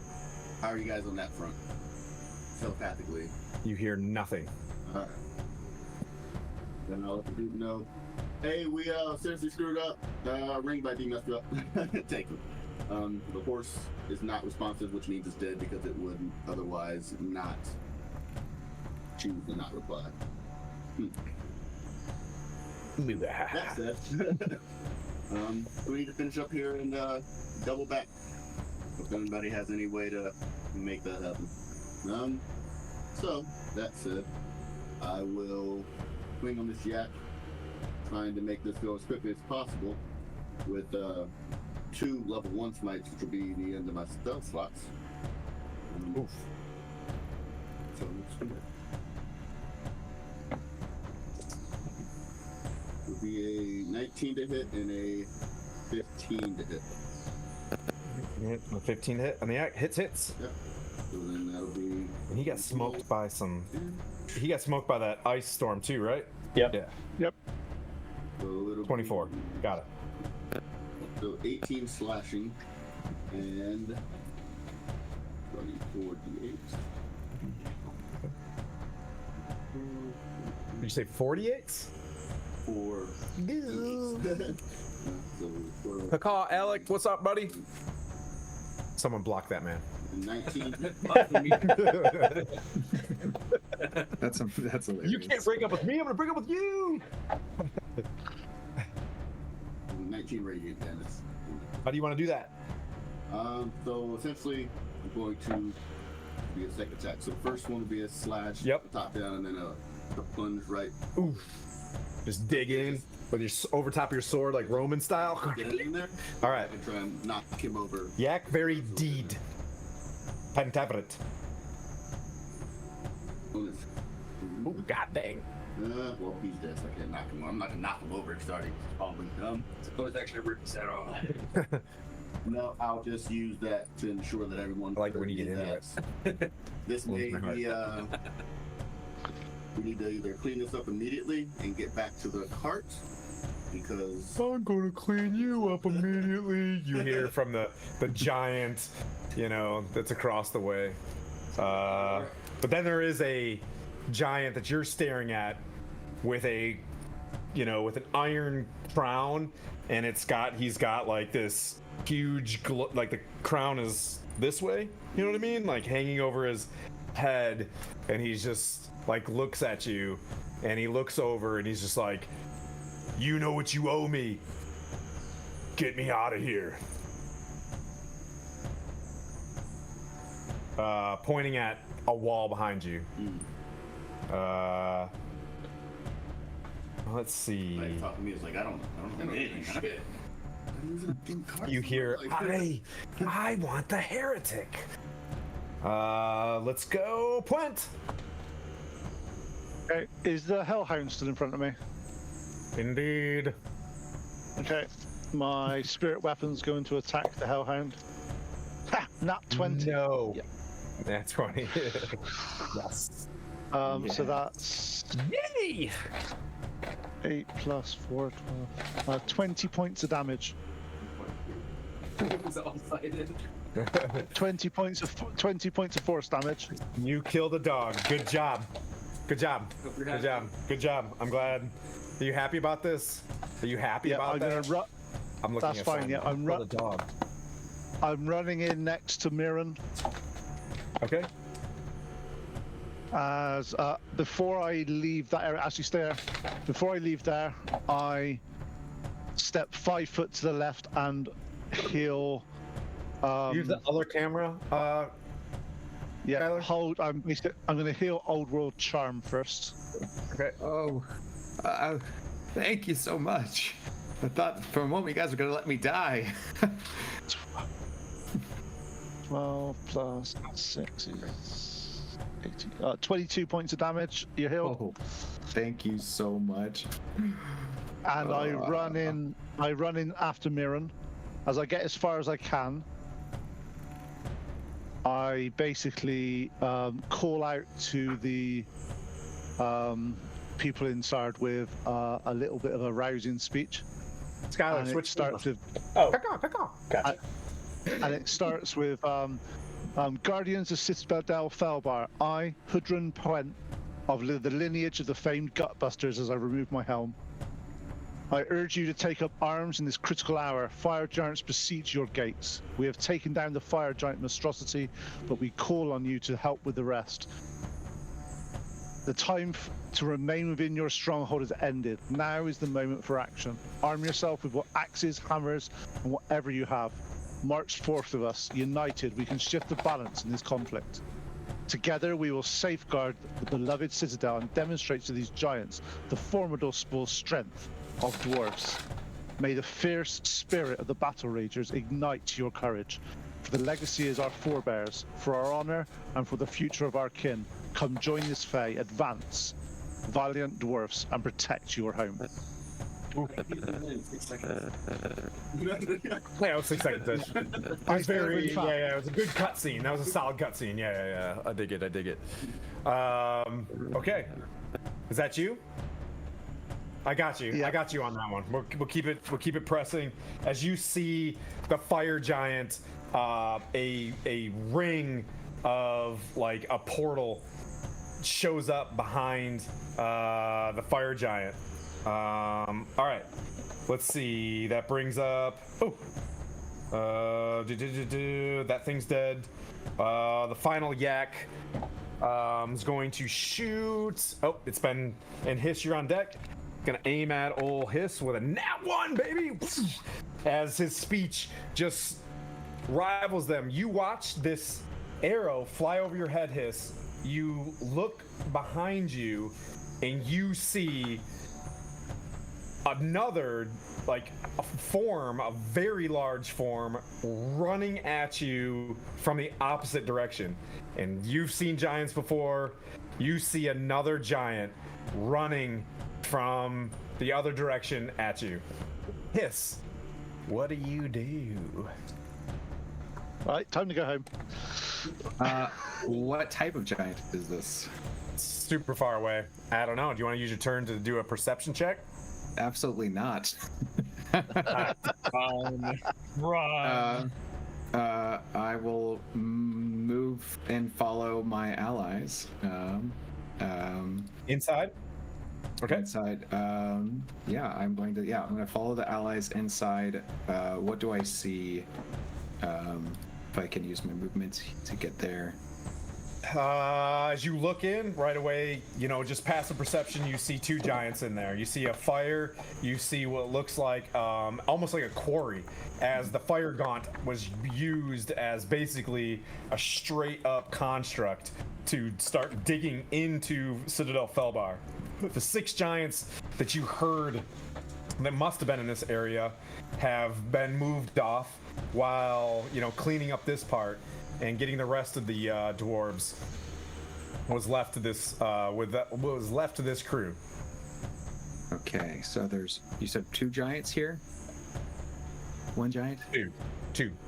And they're both you fire? see a big fat hill giant with kind of pale skin, with a big bulging forehead. He's got a big club in his hand with a big sack of trash on his back, and then you see one in like full plate mail with like a crown going around its head like so. There's a hill giant here as well. I will say, we got company coming in. Another giant's running this way. And I look to the big hill giant, and I will say, I'm gonna need you to stop that other giant from getting in here. It's just not allowed. And I'm gonna cast suggestion, my loot, and I'm gonna use my on the giant that's on its way. On the giant that's on its way from down the. Okay. No, cool. the hill giant here to stop the one that's on its way. Yeah. That's on its way. Yeah. Because I'm trying to create a non-violent opportunity here. Using my last bardic inspiration as a bonus action to use what's it called? This feature that basically unsettling words. The creature must subtract a D8 from its next saving throw, which will be this one against the wisdom save. Is it my D8 or you? Up to you. Is my bardic inspiration. Make it more fun. You roll that D8. All right, it's a 7. So he's a -7 and a wisdom saving. This fails horribly. How do you want this guy to do this? I want him to use his dash action every turn out of here, and when he meets his buddy, the other giant, and greet the other giant, and just tell him, not allowed, can't be here. Love it. That's my turn. Just runs by you. This is fantastic. I love you guys. Quaddle, what do you want to do? As I see that other giant running past me. Yep. He's getting there. I'm gonna take the axe beak and make my way inside. Party. Okay. All right, you're heading up in there. You see this other giant looking at you guys with its chest out. Fantastic, flaming sword, looking magical, perfect. Shimmering, dark, iron-looking plate mail. To the borderline, looks magical. Just kind of looks at you smugly and kind of smiles, but it's looking at the wall opposite of you. I'm gonna turn around, and I'm sure everyone's kind of facing the giant. I'm gonna turn around and look at the wall. Okay. Make sure that. Yep. You turn and look and see the most beautiful woman you have ever seen possible. Naked. I know I get this as PG-13, but this is the type of creature it is. Just read R.A. Salvatore. Anyways, blackish skin, long white hair, bright red eyes, and its eyes are fixed on Mirren. Okay. Are you aware? No. I'm looking at the giant, so I didn't know anything yet. Okay. I thought he was talking to me when he said I owed him something, so I was like... Yeah. So I'm gonna tell Mirren, hey, do you know this lady? She's staring at you. They seem to be fixated on you. The giant dude looks like a lady. It's a dude. Never mind. No, I'll give the cue and do a quick. What are you talking about? To my left and see if I do know said creature. Okay. Use your passive wisdom.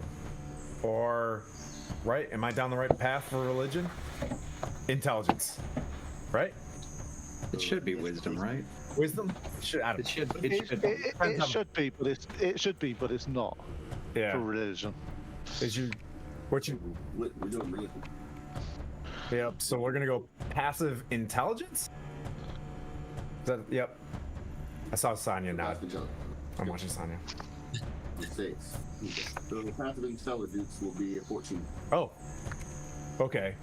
From your raising and your your upbringing, since he tapped on your shoulder and was like, hey, you know what I mean? She looks like a you. You know what I mean? And like she's looking at you, and you look over. You get the distinct vibe that a female drow, it's generally a priestess, and would normally be wearing like very ornate robes with a distinctive whip that you were whipped with a lot with the snakes and stuff. Yeah, just as a young boy, that's why you leave. And you look over at seeing her completely unarmed and nude, you instantly think of the term handmaiden.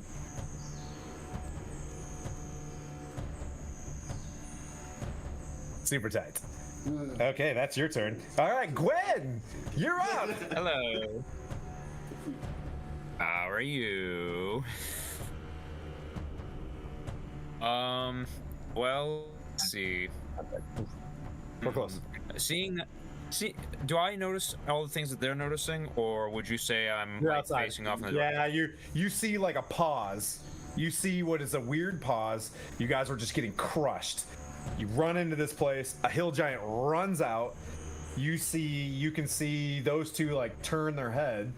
But he's wearing full plate mail, so you see the dread helm. You don't see any reactions. Pwent gives a roaring shanty as he goes inside, as one does. That's it. Who else? Who else is? Blandina's out there with you. Blandina's outside, like. Okay. I look to Blandina and I say to her, Are you as confused about what you just saw as I am? Yeah, I don't know what the hell I just saw, but she clearly wasn't happy with what I did. What?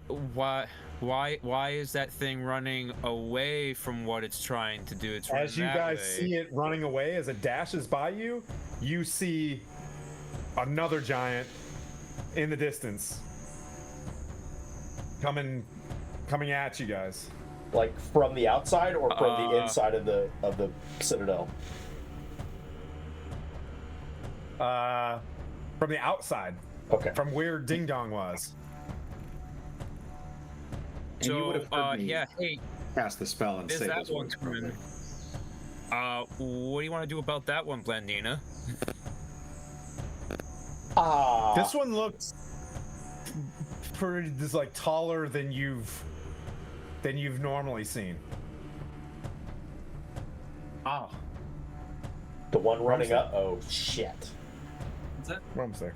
Yeah, there's another one. I don't know if this one. I don't know if the one that ran past us is gonna go talk to that one. I don't know if that one is coming to us to kick our derrieres. I have no idea. I'm getting closer to the entrance and taking more cover. That's what I'm doing. Right. I will do the exact same thing. I will follow you, Blandina. I will do that. Yeah. Okay. Do you pop up there?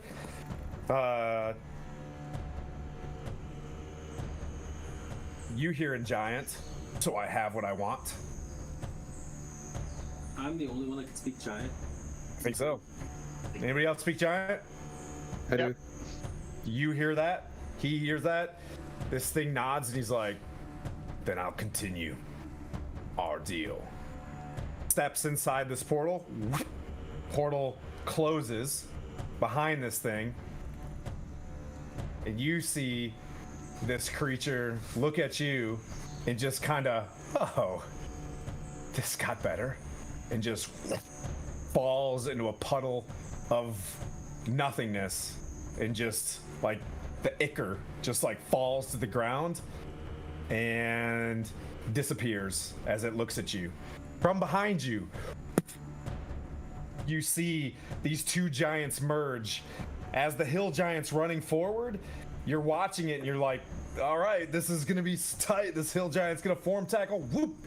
Its head comes clean off as this giant continues to run at you guys. As it's getting taller and taller, you see what looks like this bluish skinned like giant run up to you,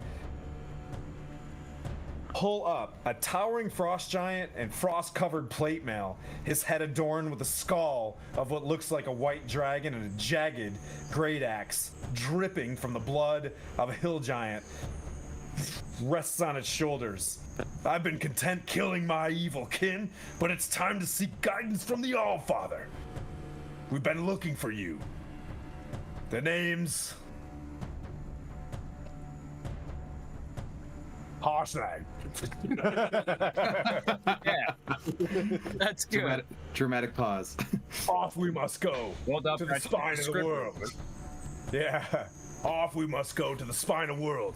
But first, let me get your friends out of here. As he taps Point on the shoulder and starts banging and banging against the rocks of Citadel Felbar. And that's where we'll pick up next time. The crowd goes wild. I was That like, was I pretty think good. it's I like- Harshnag, but I don't want to mess that up because I'm an empath, and I was like, I could have said like Steven, and I don't think anybody would have cared. Yeah, that's a cool name. You can't pronounce it. I love the comedic timing of like, hold on, wait, checks mini. That guy, yeah, him. Anyway, Yeah, reads his hand. It comes with a whole mini. has it all written on his hand? This is your potential new NPC. Oh, I I like like him. NPCs. The names, He's and if you're badass. still out there, we'll call it Harshnag Dumber. Luckily, this side of the party haven't actually had a problem with frost giants, so we're fine. And The other party may have had a slight issue with a frost giant running That's towards true. them. That's true. And fun piece of trivia, I believe this is the guy on the player's handbook in the art, on the cover of the player's handbook. It is. This is awesome. That's old Harshnag right there. Yeah. Fun bit of trivia as well. If anybody wants to look up Grey Force, it's actually a very You're right. interesting story. Yep. Awesome. So it begins, Pete. So it begins. Thanks for the game. Yeah, Let's see. that was a lot of fun. That was awesome. I can't believe I went to 1 hit point. I was out to 2. I'm still I've still got a level of exhaustion, so I stayed hidden Why have you got that? because I stayed up all night copying the ice storm in. You're supposed to roleplay, not be Yeah. yourself.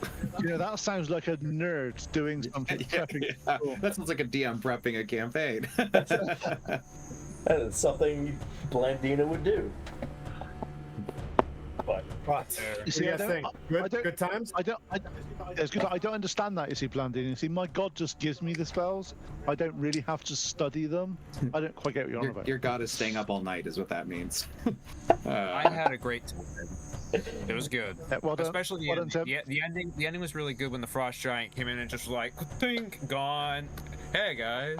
That was an Things wrapped epic up. performance. I want to thank Hiss for helping the DM by casting suggestion on the potential 1 to 2 turn hill giant. Yeah. I was like, oh man, there's one more giant left. All right. I find a good moment to say I don't think we need to deal with this meat bag of hit points now. Goodbye. Yeah. Let's hit Little Dinky News. That's Che Doreo. He's a pretty funny comedian. He's only in. got 13 guys right now, and we'll go rate them. yeah, absolutely. Thanks everybody who's watching us. How many folks we still got with us? We got 31, so 31. let's do this. Wow, Zers. Thank you all Thank so you. much. Give a big raid when you head into this place. And thank you all for watching. I saw Jeremy in there. I saw Aaron in there. I saw Alec watching us. Thank you for getting us to Miss $500 Annie donated. is in there. Annie, if you're still here. $500 donated. Yeah. Thank you to everybody 500 that's donated. I own donated. an NPC to Dumber. Yep. Yeah, and Thank we're you, taking guys. it to 1,000. So we'll see everybody next week, and Yep. yeah, And welcome Little next dinky. week. See if hopefully the party next week will roll better than ones. yes. Nah. Bye.